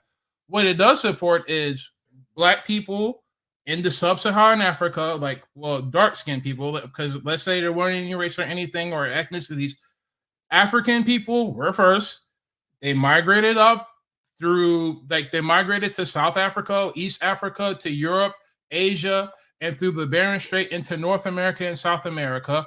And in between those times, you had also dark melanated people that also, I think thousands of years ago, migrated into Polynesia and Australia. When you look at these people, their story makes sense. You see a dark-skinned person in Australia, you can kind of see okay, in this time, I see where this ancestor broke off. They had the dark skin, but their hair wasn't necessarily like our hair. Their facial bone structure wasn't necessarily like ours. But we're not out there calling those people Africans. At least I don't. When I'm talking about what Trey is saying, hey, we were enslaved with these people on these plantations, 100%. If someone is saying that, hey, I am Afro-Indigenous, I have African ancestry and Native American ancestry, I am not 100%. I am not talking about you, because that is something that is documented. The Seminole tribe is a good example of that. The Choctaw tribe, the Cherokee tribes, they all have Dawes Roads that unfortunately say, hey, you're a red blood Indian and you're a freedman. And then that leads to a whole entire a legal debate where, hey, why don't we get any of the reparations? Why don't we get any of the money that was awarded to us through the United States government? So even from now till then, there have always been distinctions between dark-skinned people. If anything, that's what Walter Placker's main problem was.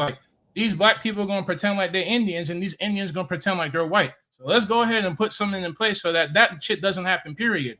But they always made the distinctions. They never was like, oh, you know what? Brown, black. Yeah, colored. No, that wasn't what it was. They were trying to prevent things.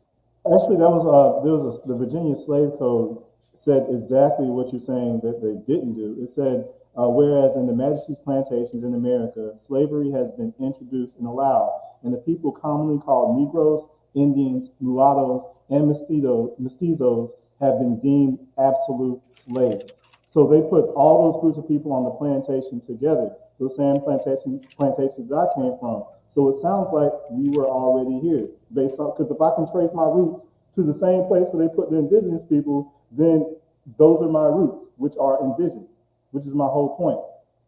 The indigenous people are indigenous. West Africans who were captured and enslaved, they're not indigenous to America. But that's not what I'm saying. I'm saying the plantation, they put indigenous people on the plantations with my family. Yeah. They were black. So there are black indigenous people on the same plantations I come from. So is that not a linear connection between me and the No, Trey, because you're conflating two different points. You're conflating that simply being on a plantation is the same thing as being here for thousands of years. No, I would disagree. That's not what he's saying. Let's walk through this logic. What are you saying? That's not what he's saying. Okay. No, exactly, because that's how discombobulated it is. Which one are you saying? Are you saying that African people, as well as Native American Aboriginals, what we will consider those people today, were all on the same plantations at the same time, and therefore you having an ancestry reflective of that means that people have been here forever? Not in that way, because there were 400,000 total Africans that were brought from West Africa, or Negroes that were pushed out of the European, the Inquisition, and then they were pushed during the Roman times and all that. But that's all to the side. There were specific people in Africa that were brought over on the transatlantic slave trade, 400,000, and they were put on the plantations. There were also millions of black people already in America. Nothing supports that, Trey. Nothing supports that. There were okay. So what do you think? So when the Europeans said that, you agree that there were dark people in America, that like jet black people in America. That's what the Europeans said. And they Trey, yes, the Europeans also did say that the native population died in great part to the disease that they didn't have an immunity to. They went from 80 million to like I think they said like 75% of them died in like a couple of years. That's still like 20 million people. They didn't all die. So you think they said that some of the European explorers said that there are cities in the South America area that were bigger, cleaner, and more populous than the ones they left in Europe, and they were black. And they also said there were black people there. So they also enslaved these black people. No, you already said that there are black people in the Americas. And now we're conflating what black means now. No, we're not conflating.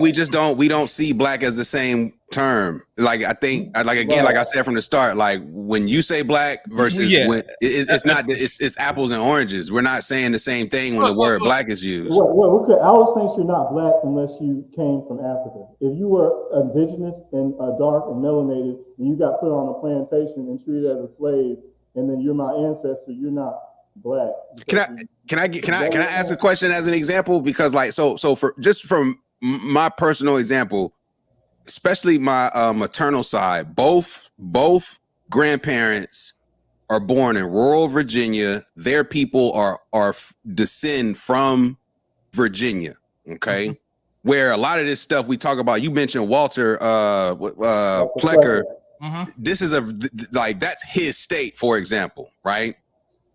In my particular case, when I look at lineage of a family who descends out of the state of Virginia, this guy Walter Plecker too didn't even like this. This is 1900s where he essentially created the two race rule, where you were either white or colored or whatever the case will be, right? The one drop rule, right? That that one drop rule was something I heard about before I even knew what a one drop rule was. Okay, like I like, because the family had like it's a known thing, and so like when I hear, say, my growing up, hear my grandparents, siblings, and old folks in the country talking about being Indian and so forth, but today identifying as black, like this is what is being said, is that like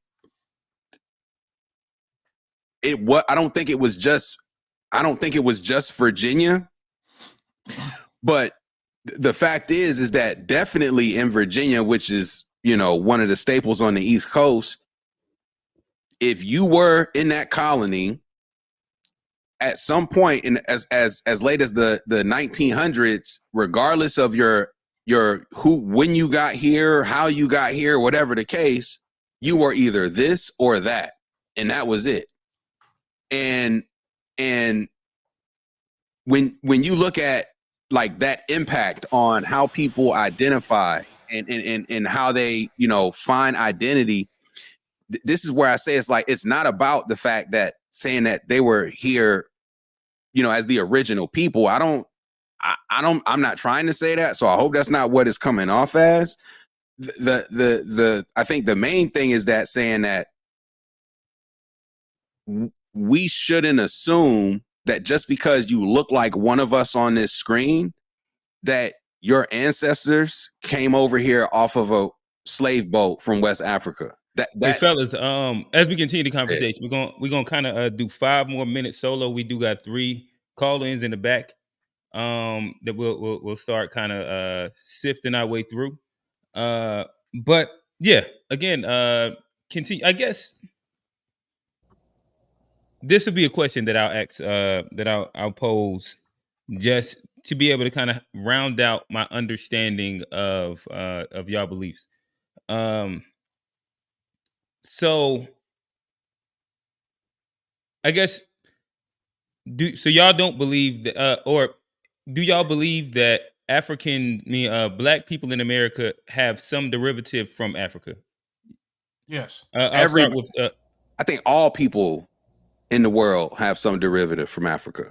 Okay, Trey, and that's also with your belief as well. Africa, yeah.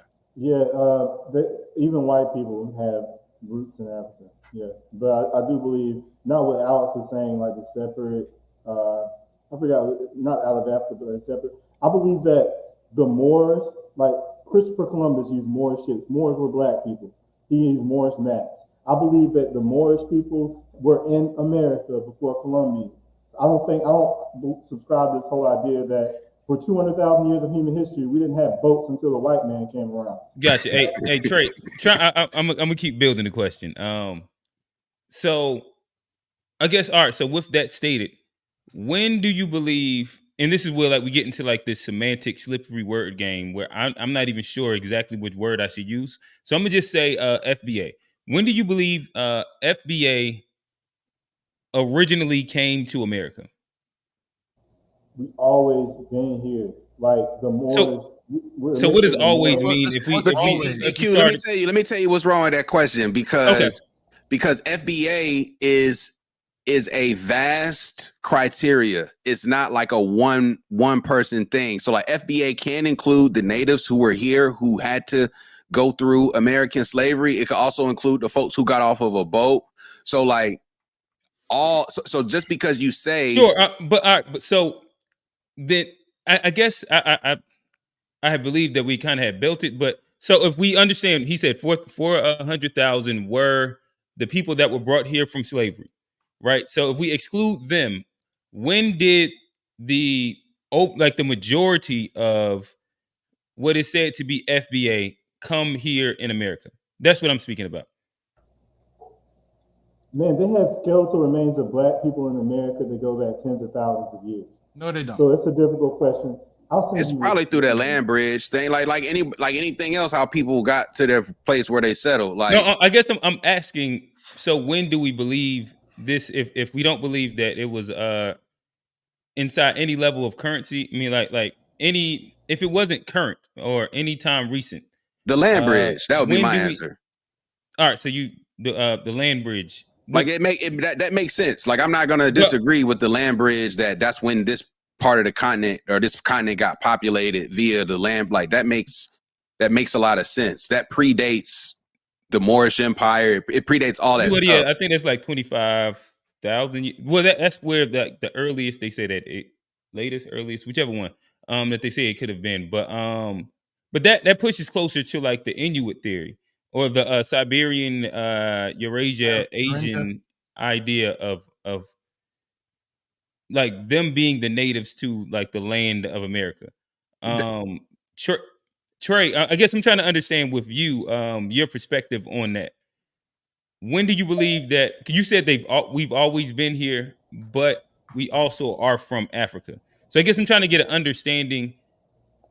I didn't say we're from Africa. I said we have some African mixture in our.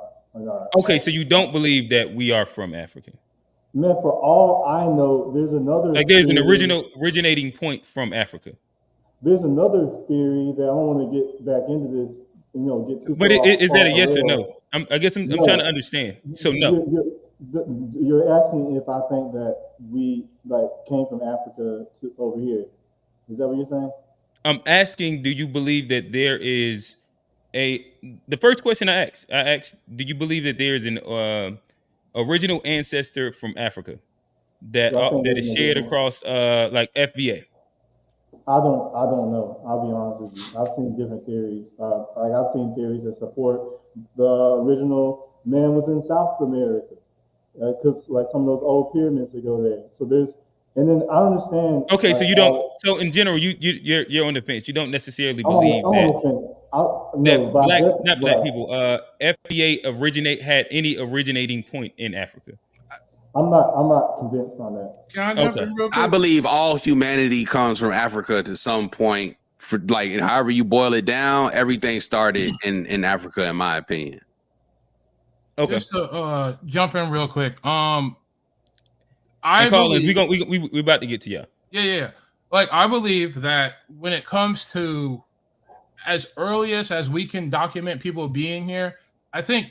And this is even like not even like fully supported, but when you go like with the Beringia theory, like at one point they thought like, all right, like they waited for the ice to melt and then they all kind of just moved down. But there's more theories that they were pretty much like canoeing off of the coastline, and that's why you have places like I think Meadow, like no, like there's a place in Brazil, Pedra something.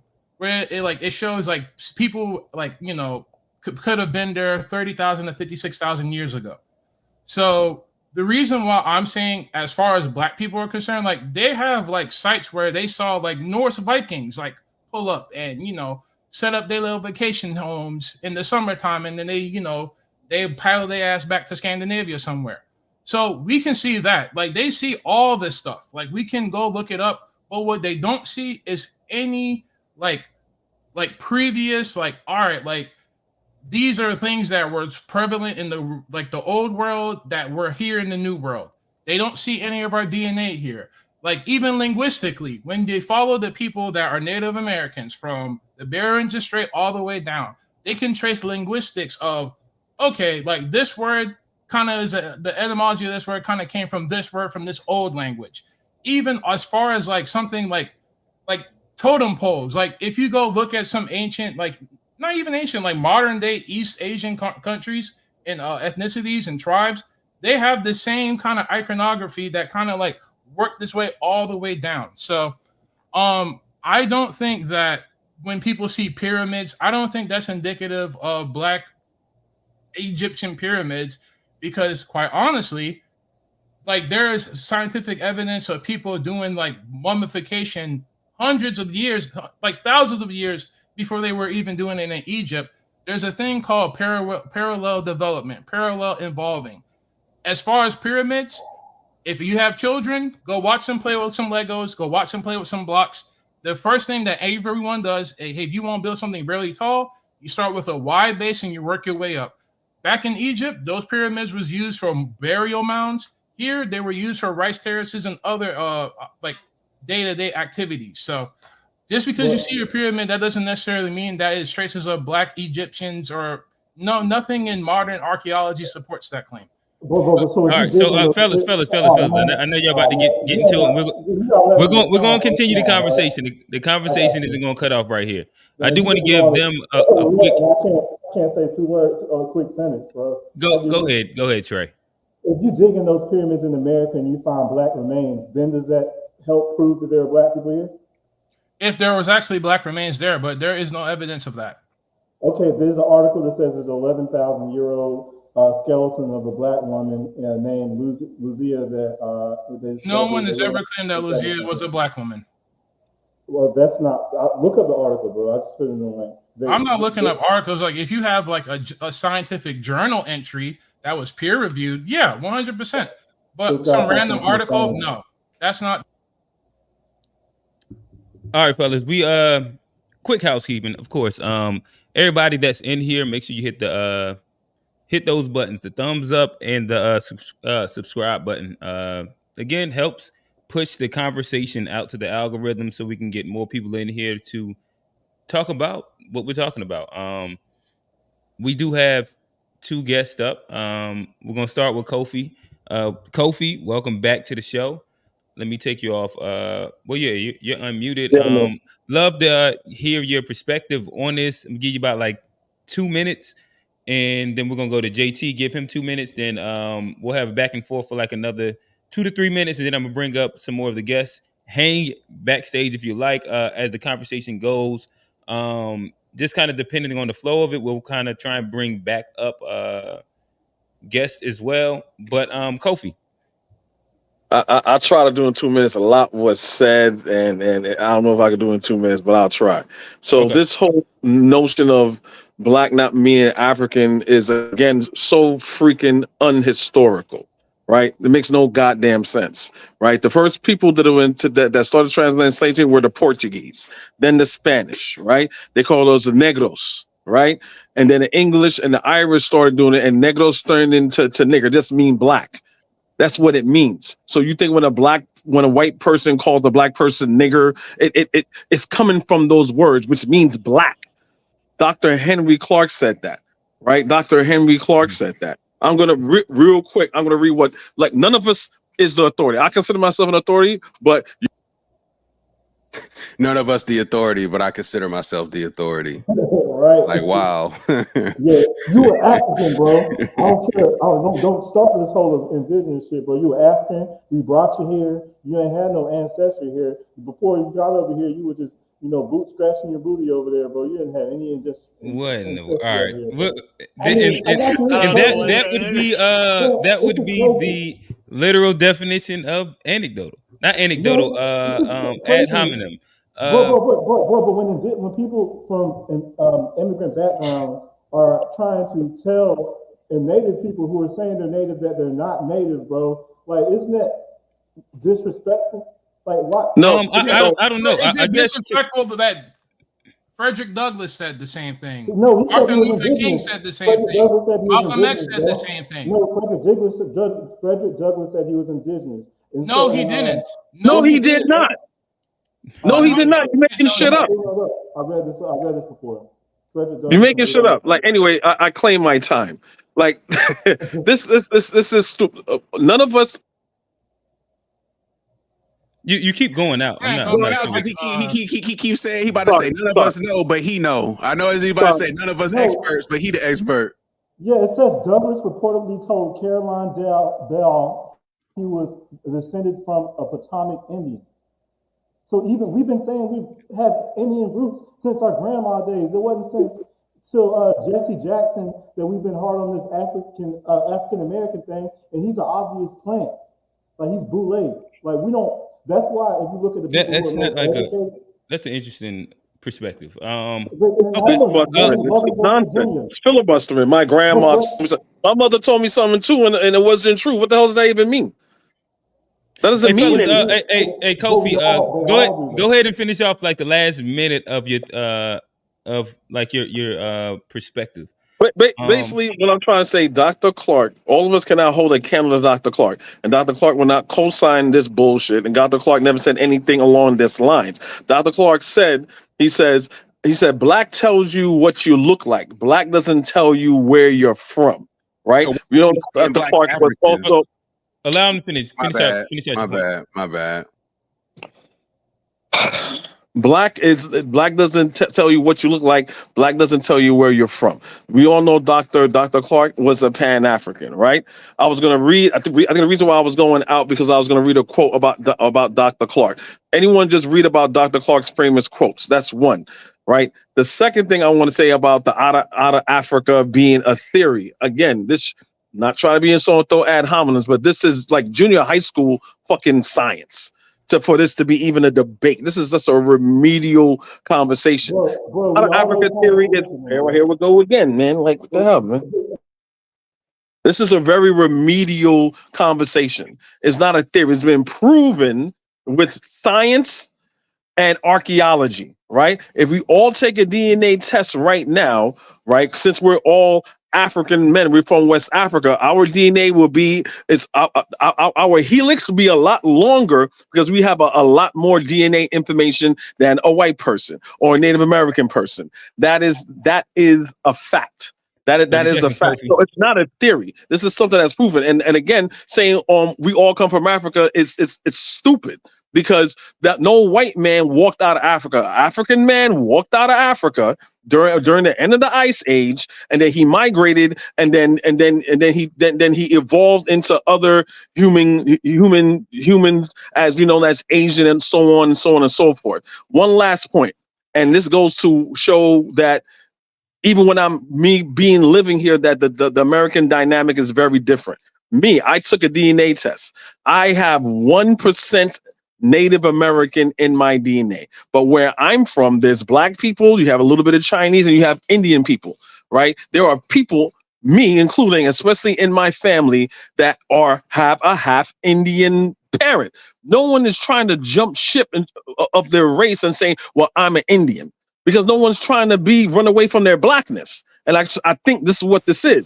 Not knowing your history, trying to run away from your blackness. Nobody's saying they're not black, though. So when I come to even when I was in America, I talk to my black American friends, I'm like, oh, where you from? They say, yeah, I'm from here, but I got Indian in my family. You know what I'm saying? And I understand, why would you say that? And when I ask them basic questions, what part of your family is Indian? What's your last name? What Indian culture? They cannot answer that because it's something that my mother said, which is. All right, so hey, Kofi, appreciate you. Had to put you on mute really quickly. Still kind of chill, hang for a second. Do want to get to the next caller. Obviously, we enjoy the conversation with you. So I'm gonna unmute you in a second. But JT, floor is yours. What is your thoughts? What's happening, FBA brothers? Can y'all hear me? Yes. Yes, sir. All right. So I want to give a shout out to my FBA brothers here and our resident tethers, Alex and Kofi as well, who are doing their job as tethers constantly. Hey, JT, really quickly. Wanna make sure we stay away from want to make sure we stay away from ad hominems. Let's talk to the points really quickly. We give you like 2 to 3 minutes. And just, you know what I mean, tell us what we got wrong or what they got wrong. And what some of us got right. Appreciate you, brother. Look, I'm gonna just say it like this. Here's the reality that we're facing here as FBA, and we see this every day when we have these conversations. The problem here is that, see, Pan-Africanism, the house of cards, is falling down. And the reason being is because FBA culture has been the vehicle that has always pushed Pan-Africanism forward. Now that FBA has started to do what all of these other cultures have always done, and that is safeguard and protect their own specific cultures, now it's a big problem.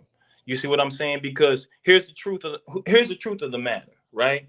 A lot of these brothers who are claiming this Pan-Africanism have been able to hustle FBA people around the subject of Pan-Africanism.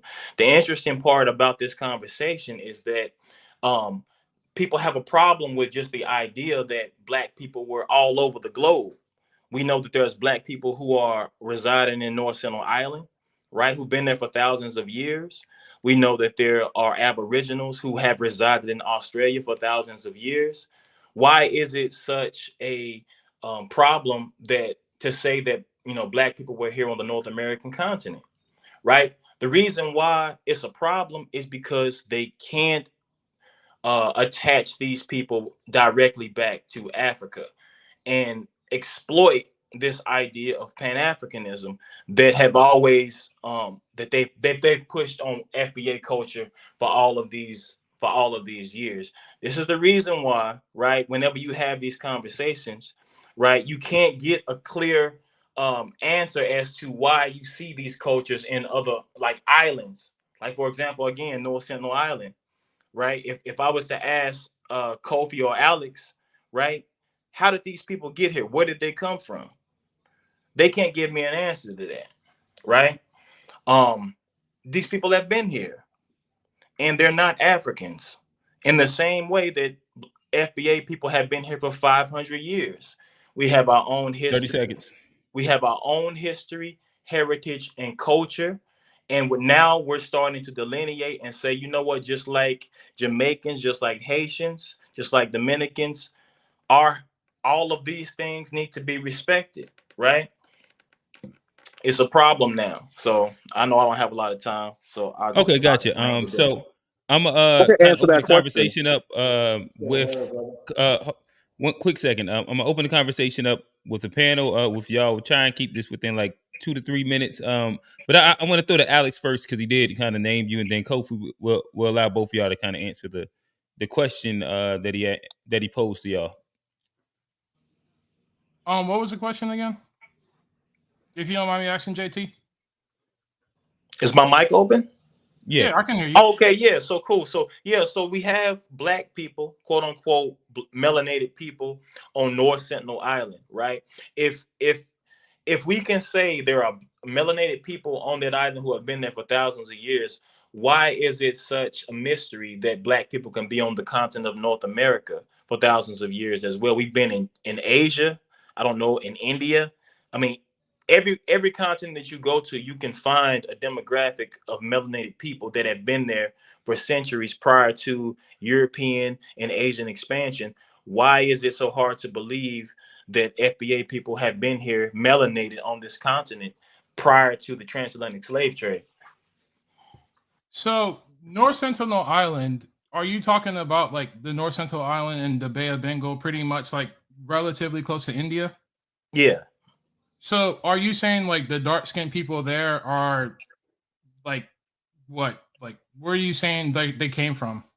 I'm not, I mean, I believe in the out of Africa theory as well. I believe that every human being came out of Africa. My point is that if they were able to get to that place thousands, maybe hundreds of thousands of years prior to ever seeing a European, why is it such a mystery that, you know, melanated people can get to this continent and we could have melanated people here on this continent when Columbus came here and said, hey, I see Black people that look like they're people from Africa? So just for context, this is where North Sentinel Island is. Like it's right here.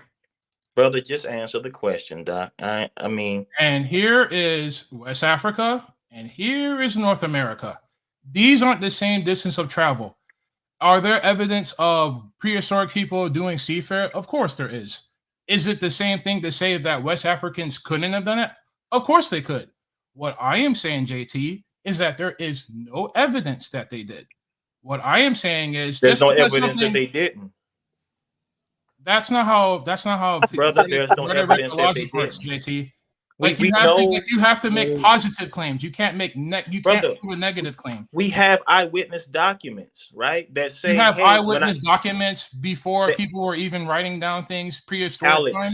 There were people who came here and said, "Hey, I'm looking at a Black person that looks like they came from Africa." Am I going to believe JT, you in 2024? Am I going to believe the people who actually were looking up on the people? JT, we have historical references of those people saying that, and the majority of the time, those people were referring to dark-skinned people, but what they weren't referring to was dark-skinned African people. They said these are people that look like they're from the continent of Africa. Alex, give me one example. Alex, can I jump in? I gave you one example. So Alex, wait. So Alex, and wait. Wait. Hold on. Okay, go ahead, brother. Hold on. Go ahead. I believe you're a very educated young brother. Can you read that for me?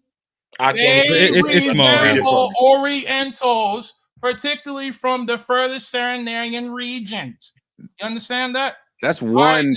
That's one article, though. But this is the one that, this is the one. If I was going to cherry pick, it's the one you like. No, this is the one. If I was going to cherry pick, they at least make mention of hair being at least somewhat similar to West Africans or Africans' hair. But everybody else, we saw dark-skinned people with long black hair. We saw dark-skinned people. So real quick, because I know my time is running out. So we know that there were big statues of big-lipped African phenotypical people that were found all over this continent. We know that there were quote unquote eyewitnesses. Have you seen wait, let him finish. Hold on. Let me wrap it up because I gotta go, brother.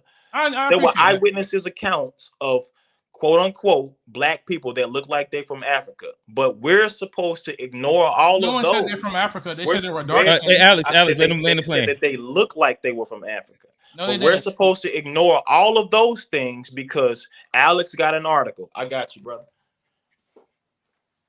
Can I tag in? Okay. JT used okay. Kofi, go ahead. He's talking of I don't understand this backward ass logic. First, we ain't Africans, we're tethers with his plantation babble and all this other stuff. Then he's gonna contribute. Well, no, those other people were Africans. I don't understand.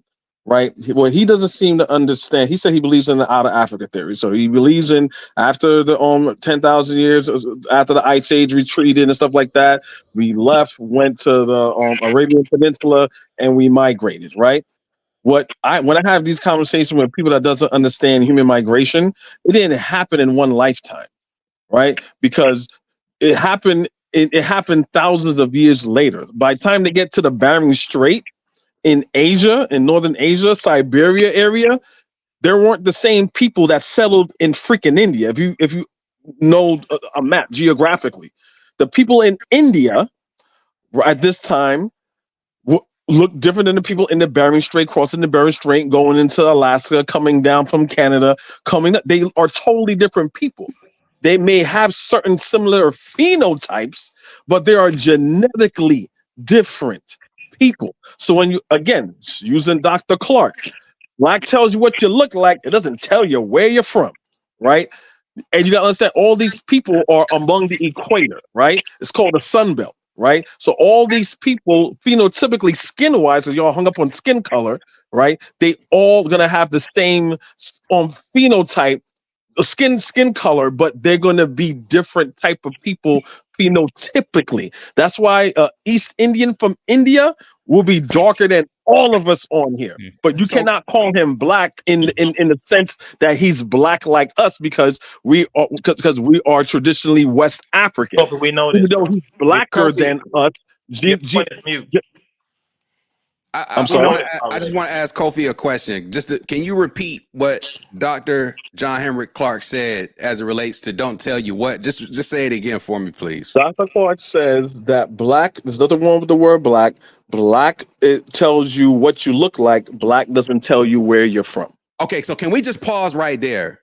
Because that's what I've been saying from the jump. But yet you keep saying black equals African. And it does not equal the historical concept.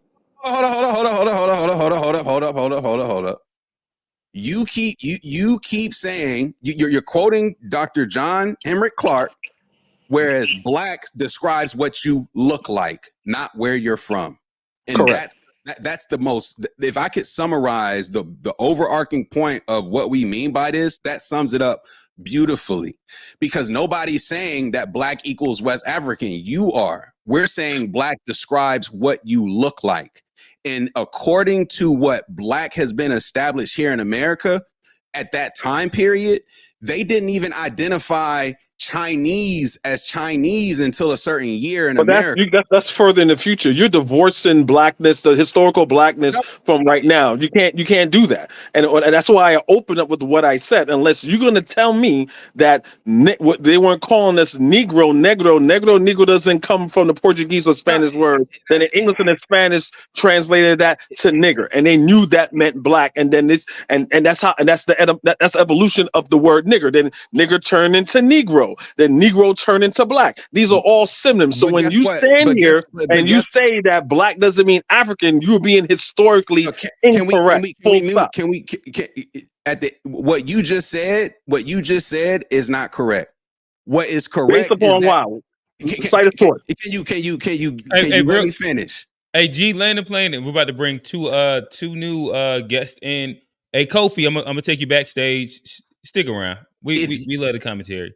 Go ahead, G. If you look at language and where it's derived from, we can trace everything back to Latin and why this word is said like this in this language, why it's said like this in that language, et cetera, et cetera.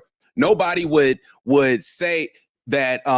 See, the thing is, when we got to America, they weren't calling us black. They were calling us, like you said, niggers, a derivative of negro. Like, this idea of black was not created until a specific, like, it was a caste system that was created. And that term negro was used to describe multiple people from different places around the world. It wasn't just specific to Africans. That's false. It's false. All right, so fellas, we got two new returning guests again. We got Camu. We have is it Ditso? Ditso. Okay, perfect. Trey, looked like you had something that you wanted to say. Then we'll go to Ditso first. Give you 2 minutes. Camu, give you 2 minutes. And then we'll have a conversation amongst all of us. Trey. I'm real good at pattern recognition, almost to a fault. And I just think it's interesting that the FBA people on here, like, you're on the fence, Q. G, you've seen the evidence that you want to pay attention to, and I'm open up to this evidence too. But we have people who are with a foreign background telling us where we're from, and then they're all in consensus against us trying to uncover our history. So that is like, I hate to use the word, but that's why they say. That's why they say the word tethering. Can't argue against them facts. There you go. But hear me out. As we're trying to uncover our roots, we have people with immigrant backgrounds saying, no, that's not true. It's like, bro, we don't, honestly, it don't really matter. Honestly, we'll have this conversation, but I'm more interested in talking to FBA. I don't want to. Okay, can I come in on this, Trey, please? Man, sure. You want to tell me where I'm from, bro? Okay. First of all, thank you for having me here. I appreciate it. Second of all, I'm a person who was born in Central America, specifically the country Costa Rica. I'm of Afro-Indigenous roots here in this particular country. I have lived throughout the whole continent, including the United States. I work issues of migration, Afro-Indigenous, Afro in itself. I also work issues of human rights. One of my major subjects is the reform of drug policy throughout the whole continent. But let's get started with this in a real quick fashion. Number one, the out of Africa of Homo sapiens sapiens, that's a fact. It happened on the middle Pleistocene to the late Pleistocene epoch, which is 2.5 million to 1.8 million years ago. That mobilization happened not in one shot. You had about several different migrations happening throughout that period, where then those Homo sapiens sapiens that came out of Africa met with the Neanderthals, met with the Denisovans, and then pretty much erased both of them. And here we are, the Homo sapiens sapiens. That being said, in matters of the Western Hemisphere, that is the American continent, the exonym that we use as American was given to us by the Europeans within 12 years of the arrival of Columbus.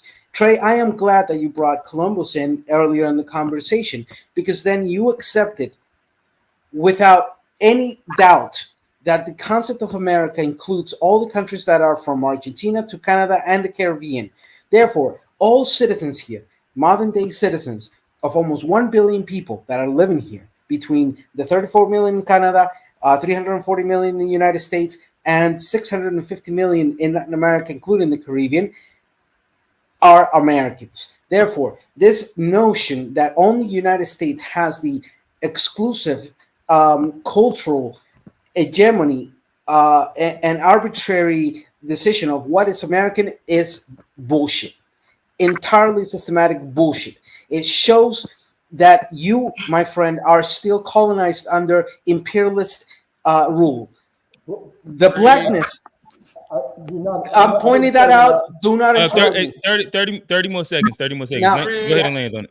That being said, the concept of and the derivative of trying to explain what the natives were, what skin color they were, under modern ideas of blackness or any other modern day notion is erroneous.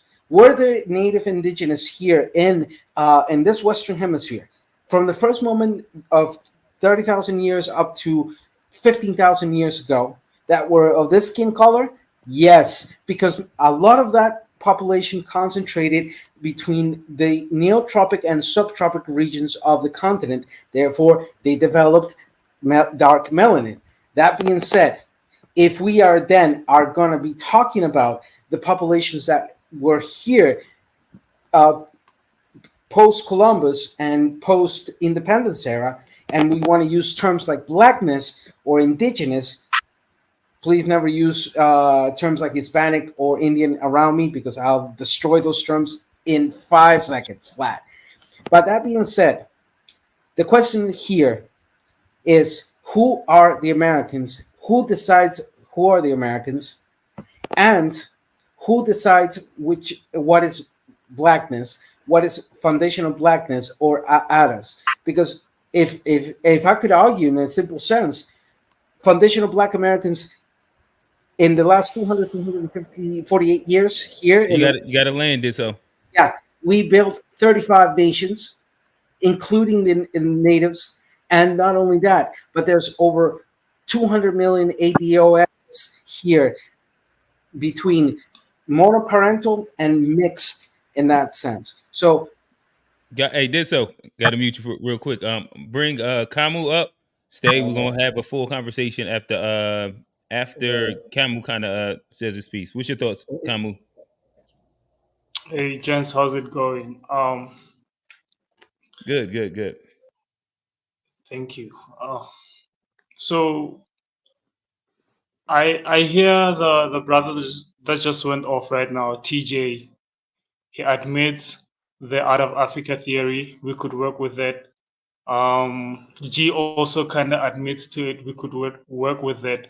My problem is Trey doesn't even admit that he's from Africa. I mean, that just dismisses science, and it's sort of like an antithetical discourse to have. So Garvey said, the ends that you serve that are selfish will take you no further than yourself, but the ends that you serve for all in common will take you into eternity. So the issue I have with the FBAs, what's the end goal of all of this? Trying to emphasize on your differences, how is that gonna further your struggle, or how is that gonna help you in any way? No one is disputing the fact that everyone has differences. No one is disputing the fact that you might have some Latin blood in you. You might have Irish blood. You might have. I mean, here in South Africa, we have all kinds of people.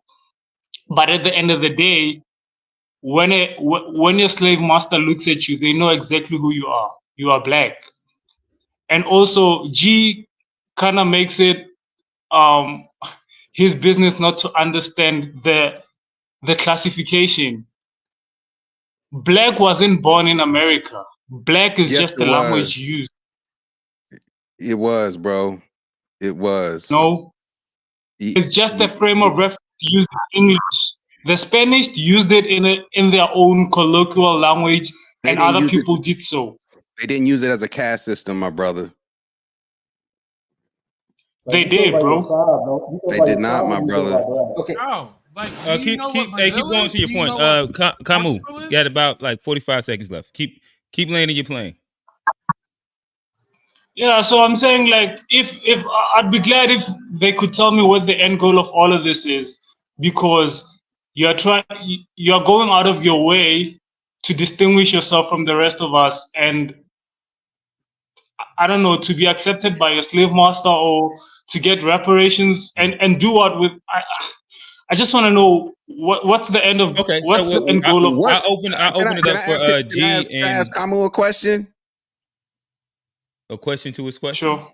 Yeah, because like what's like you say what's our end goal of, like, you saying of separating from us? Did I hear that correct? The end goal of emphasizing on the differences and trying to be So what's your end goal in emphasizing on the similarities, being from South Africa? I'm curious. Yes.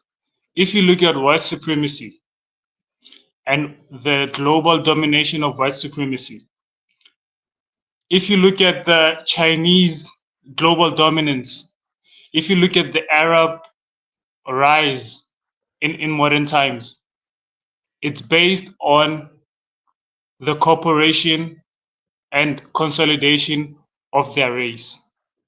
We are the only people who make an effort to distinguish ourselves from each other in an effort to be accepted by our slave master, which is sort of like pointless. Why? So let me answer that real quickly, Camel. I want to intervene. You're here talking to several Americans, North American and Central American. 200 to 248 years ago, we were the ones to kick the ass of the British, Spanish, Portuguese, French, etc., and became independent. Before even Africa even thought about that. So from that historical standpoint, what we're doing here is continuing that process of independence, decolonizing, reconstructing what it is to be born here in the Western Hemisphere. I think that's important for us.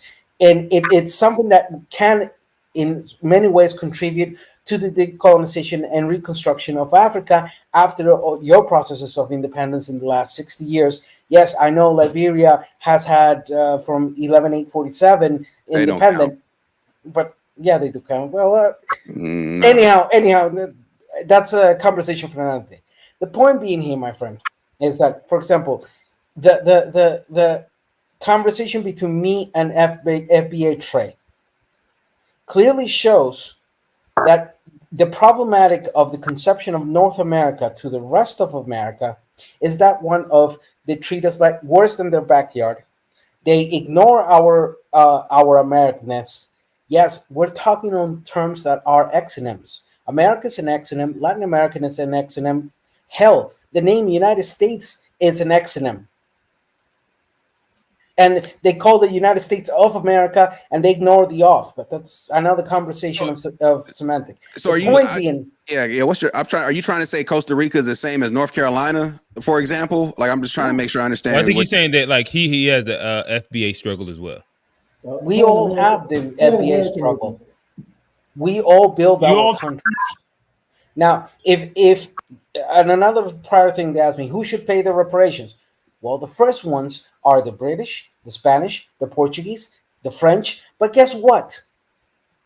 Do you think that North Americans will go towards the Spanish, the French, the English, who are currently NATO allies, to reclaim the historical debt that they have towards not only North Americans, but then we Latin Americans go to Spain or go to France or go to England too, because we had places in Latin America and Caribbean under British control?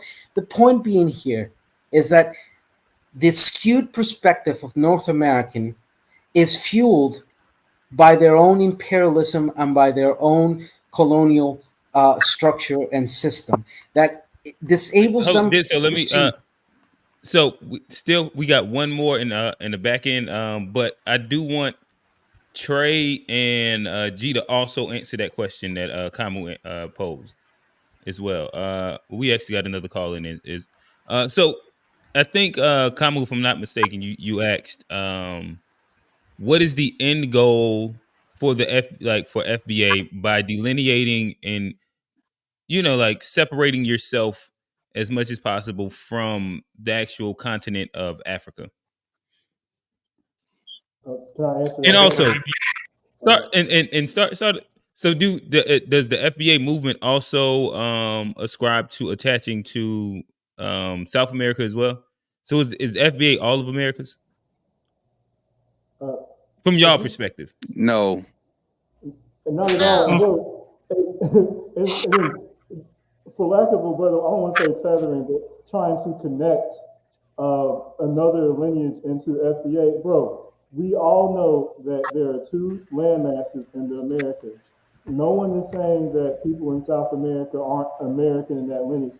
We're talking about when the rest of the world says that's an American, they're talking about a United States of American. So when we say foundational Black America, I think it goes without saying that we know that there's a South America. If you would consider that American, okay, so your perspective is no. Go to Camel's question now. Camel's question: what's our goal with our end goal? Our end goal is to strengthen our movement, and we noticed that when these reparations panels started going, that a lot of people come from overseas and they do not have our same interests. They come over here and they identify with their tribe, or they identify with their people back at home. They don't identify with us. So when they get an opportunity to speak for us, they don't. They speak for the Caribbean or they speak for their homeland. So we have always been separate. So it's not like we're trying to separate. Like they were separate when they had those civil wars in Africa. They're separate when Haiti and Dominican Republic. They're separate all over. But the only time people want to be connected is when they get to come to America and then benefit from what we have going over and fighting here. So I think our movement was stronger before we had the flood of Black non-native people over here telling us that racism isn't bad, no Arkansasans and things like that. So that's our goal, is to, I guess, trim the fat and focus on what we're doing here. And what we want from the diaspora is in their homeland to fight back there. Like there's no excuse for South Africa to be ruled by a minority white people when you're the majority there. Like fight that, give us a place to unite with. Gotcha. Hey, so Trey, if you want to kind of round off, that's cool. If not, I'm gonna throw the G. Camu, I'm gonna take y'all backstage just to bring up our next two guests, but stick around. After we finish these, if we don't have any more call-ins, I'd love to bring back majority of everybody that's in the backstage just to kind of like continue the conversation in full. But yeah, G. We can round it out real quick. You said it was last time. Okay. However y'all want to do it. Man, if we're doing our own research and we're moving away from the Eurocentric narrative that we all learned, like everything you're telling me, Alex, everything you're telling me, buddy, everything that everyone's told me, I learned all of this. I passed and aced all those tests too. I know that. But I've done my own additional research beyond that, and I am not convinced with the Eurocentric narrative. And if us as natives want to move that route, out of Africa is Eurocentric. What that? Trey, do you even hear yourself talking? Hear me out. If us as natives want to define ourselves, yeah, thank you. keep going. Yo, man, I knew Alex was about to get on one. Alex, I'll come to you next. I'm supposed to get next, man. I'm supposed to get next in here, man. Okay, bro. Fair enough. But Trey, rap, so we can kind of continue the conversation. Bro, if we as natives are coming up with our own strategy and we're doing our own research and we're going our own direction, we don't need people who aren't from here to weigh into the conversation and tell us we were wrong. Honestly, we don't care. Like, I'm not gonna go to Japan and tell them no. Actually, you're all Asians, right? I know you don't like the Japanese because of the whole thing that y'all had going on, but y'all are all the same people. No, bro, we're FBA, we're separate people, and it is what it is. I'll land it there. For one, like I struggle to get with Kamu on this us thing, as if like you know, what Kamu's struggle is in South Africa due to apartheid and everything is not what happened in America. Are there similarities? Sure, but they're not the same. And I wouldn't say my struggle is the same as what people are going through in South Africa. I also wouldn't say to the other homie, I apologize because I barely speak English. So I don't even like Costa Rica, like respectfully. If you did so were to come to America, you would check the white box, not the black box, just because of how you look. Like you people wouldn't look at you and think you were black. And so to think that you would come to America and all of a sudden like feel this FBA experience when you like just off of the brown paper bag test, like you would be in your own category, bro, and you would experience a different version of racism that you didn't experience in Costa Rica. And I say it to say, just because you are a colony who was who had an imperial power, yes, you probably identify with white supremacy, racism, discrimination, oppression, like 3/4 of the world often do.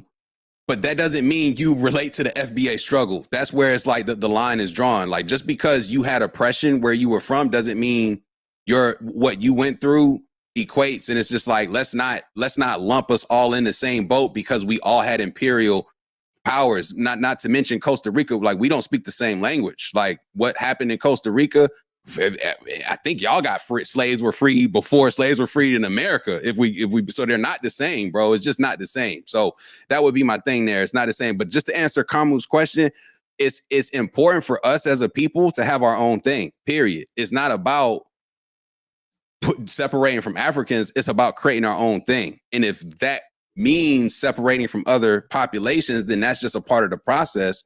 But the point of it isn't to like try and say we're not African. The point is to try to say we are this, and this is who we are, and this is what we are owed from America specifically, not Britain, not France, not Portugal, but America, that imperial power itself. You see what I'm saying? So that's the race we're running against. We're not trying to get reparations from the European crowns.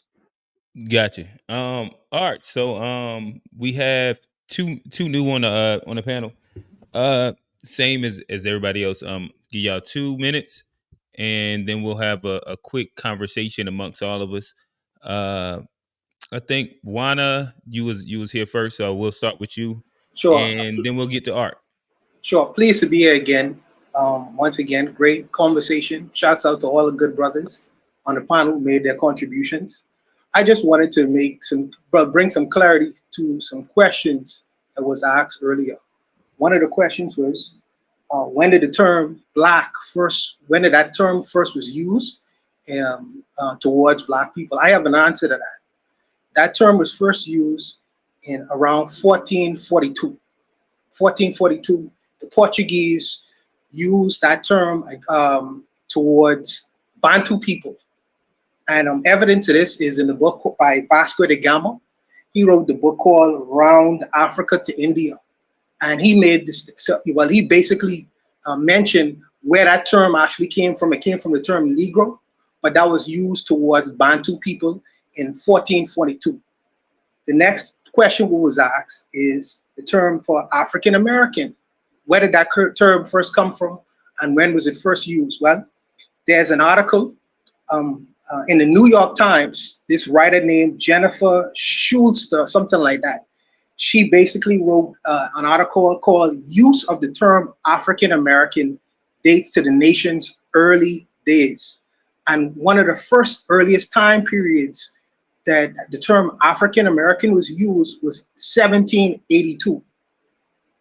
Any brothers who want to have a look at that discussion and look at the evidence of that, look up the New York Times. The name of the article is called "Use of African American Dates to the Nation's Early Days." Okay, that's where you could find evidence of that. The two questions I had is, when FBA Dre says that we were already here, the question I have is, okay, but where did you guys actually come from? Because there should be evidence of where you guys came from prior to you actually coming to the continent, or coming to the continent itself, North America. So I'm asking the brother, where did you guys actually come from? That's what I have. That's the question I have for him, if he is able to answer that. As far as one of the brothers who's... Do you want him to answer it right now, or do you have more? No, he can answer after I leave. The last thing is, because I'll be brief. The last thing is, if FBA wants to delineate themselves from the rest of the Black world, I say I have no problem with that. There are 45 million African Americans, some of them right thinking, some of them well informed. I'll just associate myself with my brothers and sisters in North America who wants to associate with us. The rest of the Black world does not want to align themselves or associate themselves with anyone who doesn't want to associate with us. We don't have low self-esteem issues, brother. We'll do our thing wherever we are on the planet, wherever we are on the planet. And the only question I have to that, the statement when they say they want to delineate from the rest of the Black world, are you all going to also delineate from the white man in America as well? That's the only questions I had. Thank you all, brothers. And FBA Trey, if you will, you could just answer that question for me. Where did you guys actually come from? If you say you were already here, but you must have come from somewhere as well. So where did you guys come from? Thanks, brother. Yes, sir. Appreciate you. Trey, it's on you. Man, as far as where we come from, there are theories as far as where the answer to that question. When you look at the Olmec statues, they say that some of those people came from Africa on ships. They also said Mansa Musa, there's a theory that he came over on ships. There's also the theory that all the nations the whole globe was black at one point. I don't know where they came from tens of thousands of years ago. But wherever they came from tens of thousands of years ago, they were already here before Europeans were here, and that is my main point. And I guess what do you say to, I guess, his question of that there will be, or the statement that there will be traces of evidence of a black migration if that did happen? I think that there are people that, all right, if we are indigenous to America, does that change any of our discussions when we talk about racial equity in America? You said if we are or if we're not? If we are, if we're native to this land, they didn't bring us here, if we are indigenous inhabitants and we are in our own land right now, does that change any of our discussions when we talk about justice? Yes. It does, right? So the people who we want justice from, do you not see how they would have a vested interest in having us blind to our true identity when they took away our history and just told us we were slaves? Do you not see why it would benefit them for us to believe that we weren't here on our own land? I will go ahead and answer. And then let's get to we'll get to Art. Yeah, the thing about it is, like, if you're saying that if you have indigenous history here and you are indigenous to this land, that changes the whole conversation of reparations. It's not just reparations for slavery, it's reparations for stolen land. A good example of that is when the Seminoles pretty much got forced out of Florida and they had to move across to Oklahoma. Like, there's discussions, like I was watching something as recently today, like 20 years ago, like they got awarded $56 million in reparations for that, for the Seminole Nation. So yes, that is a completely different claim. But the thing of the matter is, like, it has to be something that is verifiable. No one is saying that if you don't do that. Like, there's plenty of black people who go substantiate their claim and go get it. But what I'm saying is, what you can't do is make up things whole cloth. What you can't do is make up things because... yeah, of course you can't just make things up. You keep saying things like that. Of course, we know that you can't just make stuff up. What I'm saying is I'm establishing a motive.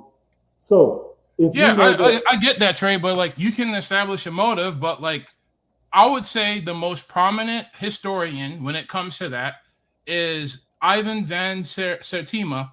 And a lot of the stuff you're saying is kind of like identical to what he was saying in his book. And even he had to kind of like walk back some things. Even his work, that is the most prominent thing that you're indirectly citing. Even like no one in academia is like, yep, that's exactly what happened. It's an opinion. it's an alternative, it's a theory, but it's not what happened. That's all. Hey, fellas, let's get to Art really quickly. Trey, we're gonna come back to you. Art, talk to us. Peace to the panel. Yes, sir. Appreciate the God. I like the work y'all doing, man. Young brothers having some good conversations. That's good. You know, good work in the community. It's interesting because I have a close friend of mine. I'm not new to this. I'm true to this. Been in this walk for a long time. Before it was a Tariq Nasheed, it was Dr. Claude Anderson speaking on us being black nationalists and things like that. So I think we have to be careful about how we separate ourselves from ourselves. And I say that to say that, yes, we are one as a people who've gone through something. Malcolm X said, leave your religion at home. And what we don't want to do is turn our core beliefs into religions. We know what our parents told us. We know the stories of this land. We know the stories of this land. If you are from this land, you know the stories your parents told you. It's in all the books that they say that they discredit now. I had a question for you though, Alex. Do you trust science all across the board? Medical, engineering, all across the board. Western science, do you trust it all across the board? Do I trust science across the board? I'm gonna push back. I trust the method of science. Through the method of science, you can pretty much deduct and reason and figure out if something is sound or not. So do I trust science? No. Like if I just see a random book on the shelf, right. No, I'm not just gonna think that's true. Okay, so I want you to stay right there. So because I always like to bring this forward to when people say, well, there's no historical evidence. Well, there's no historical evidence. There's no, okay. Can we agree that science is pushed by whatever political narrative is necessary to move the people towards what they want? Can we agree to that? No. No. We cannot. Oh, we cannot.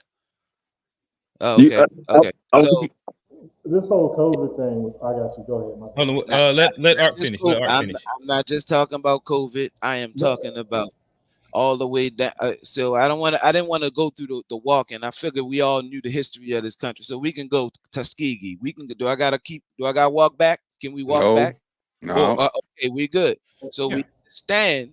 Again, we understand that science is pushed by the narrative that the politicians want the people to move in. This is what we know to be true. So I say that to say, Alex, I'm gonna let yes, sir. We can go down the line. It's okay. I want to do that. I want to land my plane. Alex, I just want you to. I say this to my friend. He is a great researcher. He's done great work, even doing work in Mexico. Did so. What you were saying, I totally agree with. A lot of the builds you were saying, brother, as far as because your experience in Costa Rica or wherever you're from, we have a common enemy. Period. This is what should unite us. Period. A common enemy. No matter what FBA trade, we have a common enemy. But Alex, don't die on the hill of science, because there is a narrative that is pushed. Hold on. There is a narrative that is pushed. There are a lot of scientists that they discredit when that narrative isn't being pushed by them anymore. Prominent, as you use that word, prominent scientists, prominent historians, prominent astrologers, prominent, no matter the field of science. Once they don't agree, once they change their narrative and it doesn't fit what the consensus is saying, they trash it, they discard it, they get rid of it. We know this story. I don't know if you're from here, but we know the story of how they hide our information. It's not a lie. It's not some wives' tale. It's period. My family has been here since 1735 on my father's side of the family. It's proven genealogy. It's in the Library of Congress. You can look it up. Blackwell family reunion. It's there. Two of my family members came from West Africa. Came from the Ashanti tribe on my father's side. Now, this is where things get mixy, because when they ran for their freedom, which is in the story, they did. One went south, one went north. The one that went south mixed with the Saponi tribe. So from that point on, there's a whole line. There's a whole heritage. But and I can attach myself to that. I don't have to attach myself to West Africa. Art On that board. I land there. Okay, all right. So fellas, we do have a bigger panel now. I think that we have, let me look at the time. Got about 17 minutes left. I think it'd be fair and good just for us to have a full panel conversation. I guess what I would outline first is that as we are talking, let's allow each person their full frame of a minute to kind of like get off whatever their response and or point is that they're trying to make. But I'll start with Trey. I think Trey had something that he wanted to kind of insert, and then we'll kind of just go from Trey and we'll work our way around. But I'll try and make sure everybody kind of gets their piece, and we'll kind of ping pong from there. If there is some back and forth, we still want to keep it within like the minute frame. It's 15 minutes left, so we want everybody to be able to speak as much as possible, but at the same time, we don't want any filibustering. So Trey, go ahead. Man, I would listed down some things I wanted to respond to. Just first thing real quick, I want to get off track, but actually I'm not even going to go there.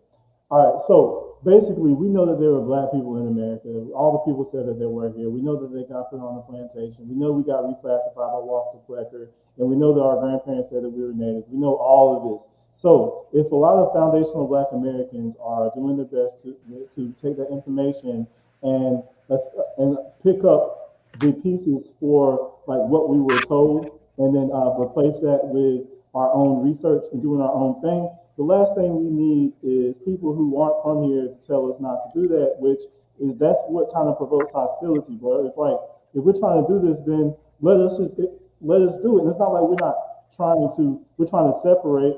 When people say separate from Africans, it's almost like they're separated. They're not together themselves. So what are we even separating from?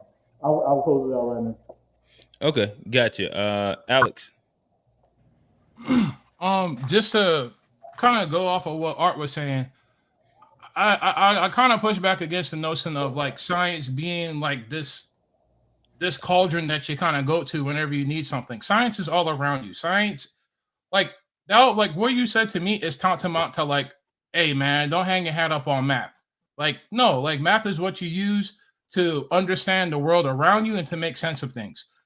Just to push back a little bit, what I am saying is, ultimately, it's not on me to prove something. It's on people who are purporting things to say like, hey, we were here. This whole entire conversation, no one's provided me any evidence. Scientific conclusion, like consensus is 100%. There was nobody here. There's no archaeological evidence of anybody being here prior to Native Americans. If someone can show me where, hey, African Americans were here, that's a completely different story, but that's not the case. So just to round it up, that's pretty much my point. Gotcha. Let's go. G then did so. I'm gonna come back to you. G then did so. Man, I'm about to post the link for the folks in the chat just because like words mean something, right? And in America, Negro, like we were called Negroes, then we were called black, and then this term African American. So homeboy who called with the New York Times article talking about the first term being used, we're talking about how people identify, not when a term was used. I don't know what he's talking about. Like black people in America did not identify as African American until as recently as like if you want to say at best, like the 70s, okay? But it really was a movement in the 80s where people started shifting to say that we identify not as black, but as African American. But before then, before black, there was another word that was Negro. And so I put a link in the chat with a peer review article that speaks to this. So I'm not even gonna just since Alex likes to peer review stuff, check the link in the article or check the link in the private chat because it's right there. But I just want to highlight when we talk about what stuff means in America, there's context to it. There are definitions to it. Maybe everybody doesn't quite grasp that, but just because you say black doesn't mean it means like what we're talking about institutionally here in America. These things have have true definitions. Did so. Sorry. Yeah. Okay, real quickly. Number one, to GSH put, when you tell me when you want to travel to America, I'm already in America. That's undoubtedly, even in your model, which is erroneous of two Americas, I'm still within the North American boundaries. America is, you can see it. It's in your maps, it's in your schools. That's the way you teach it. If you I'm talking about United States of America for clarity. I'm not talking about, like, as I'm saying, it's like we're talking semantics here. Nobody, like, dog, respectfully. Can I have, let him finish off it. Yeah, let him finish. Can I have my time back, or at least 30, 40 seconds? Yeah, I got you. Thank you. That being said, the notion of North Americans towards the rest of America is one that unfortunately has a lot of basis on xenophobic stances. So sometimes one has to ask, how do you fight for reparations on one hand, which is justified fight, and with the other hand, you erase the identity of those who are here on the Western Hemisphere? Fact, out of the 12 million slaves that were brought here, the majority of them were between the Caribbean, Central America, and South America. That being said, this notion where some want to justify their xenophobic stances with a exceptionalism and ulterior motive of thinking, oh, they want what we're trying to get, is an absurdity that shows the blindness and the reset, the bad setting of the mind. America, the Western Hemisphere, from Argentina to Canada to the Caribbean, in the last 248 years, no country has paid reparations. Whichever of the ones we're working on our reparations in our countries, the first one to get it is going to fuel the rest of us. However, just to conclude, one more second. Okay, yeah, just to conclude. 10 seconds. 10 seconds. Just to conclude, when we're speaking between Americans, one of the main issues is that we are sick and tired, and we've been telling it for the past 200 and some odd years to the North Americans, we're sick and tired of being erased. And got you. Can I just give a brief response, like less than 30 seconds, please? We low on time. Can I give less than 30 seconds, please? All right, less than 30 seconds. The rest you got saved for the after show. When somebody says the American dream, Central and South America is not included. So when we talk about the term America, like, let's just at least acknowledge we're talking about the United States. Your beef with a North American bias has nothing to do with, like, the conversation we're talking about, respectfully. That's a different conversation. All right, we're going to go JT then Kofi. Yeah, real quick, brothers. I want to resonate with my brother FBA Trey and G. Look, the bottom line is this: FBA people, we don't owe anybody any explanations. We have a right, just like every other culture, to identify our history that's been stolen from us and do our best to put the pieces back together to figure out all the nuances that you have to do with our people. Right? Like we're here, we've been here, we built this country, we have a history that deserves to be studied, that deserves the respect and honor of us actually looking into it and finding out, everything about our history. Pan-Africanism has tried to absorb our history and give it all back to Africa. And in reality, we have a 500-year history here that deserves to be honored and respected. And the very fact and the very ideal that foundational Black Americans have decided to delineate ourselves and say, you know what? We don't have to attach ourselves to some unknown African culture. We have a beautiful history here that needs to be studied and respected. That's become problematic. So to all of those who say we have something to prove, we don't owe you anything. We're here. We've been here. We built this country. You're welcome. And we're going to continue to learn about our history, understand who we are, and just be proud and thankful that you are here and not back in your homelands and our land. Gotcha. Kofi, talk to us. Kofi, then Kamu. You built 13 colonies and that's it. You didn't build anything else. So anyway, I want to pretty much piggyback off what Alex was saying. Basically what JT was saying was basically like, yeah, like the hill of science is beautiful right now. If it wasn't for science, we would be talking on this platform right now, right? The thing with science is that it has to be peer reviewed and accepted. right? Once you know the mathematical equation or for whatever science that we talk about, you could replicate that for yourself, right? That's the beautiful thing about science. It's a tool. It's not like a club or a religion. The other thing I also want to talk about is pretty much as far as like what Buana said, and pretty much what going back to black, right? It being we have to go according to the history of that word. You didn't FBA didn't create that word. That was a word that the white man put upon you. What he took from you was what was your language, your culture, your religion, your God, and all that. And he gave you Negro. He gave you nigga. He gave you that, right? Instead of calling you African, because America is a nigger factory, right? That's what a plantation did. It broke you mentally, and it broke you physically, and it broke you spiritually, right? So I think we need to keep in the framework of history, and what FBA needs to do is that framework has to be. You keep forgetting about John Henry Clark. Use those men. That's if anything, use those men. Ivan Van Sertima is from my country, which is the Guyanese. So FBA Trey, if you're using that, you're using a tether scholar. I'll end it right there. Appreciate it. Camus. Marcus Garvey said, "A white man has made being black a badge of shame, and we have to make being black a badge of honor." So I'm going to emphasize on what my brother Buana said. If FBA doesn't want to work with the rest of us, it's fine. We also don't want to work with them. But our brothers and sisters who were taken from here, from West Africa and Central Africa to the Americas, if they want to consolidate with us and join forces with us, we are more than willing to work with them. Africa is a rising bloc. We have trade relations with China, and China is going to be the biggest economy in the next coming years. America is going to fall. America doesn't have minerals. Africa has a lot of minerals.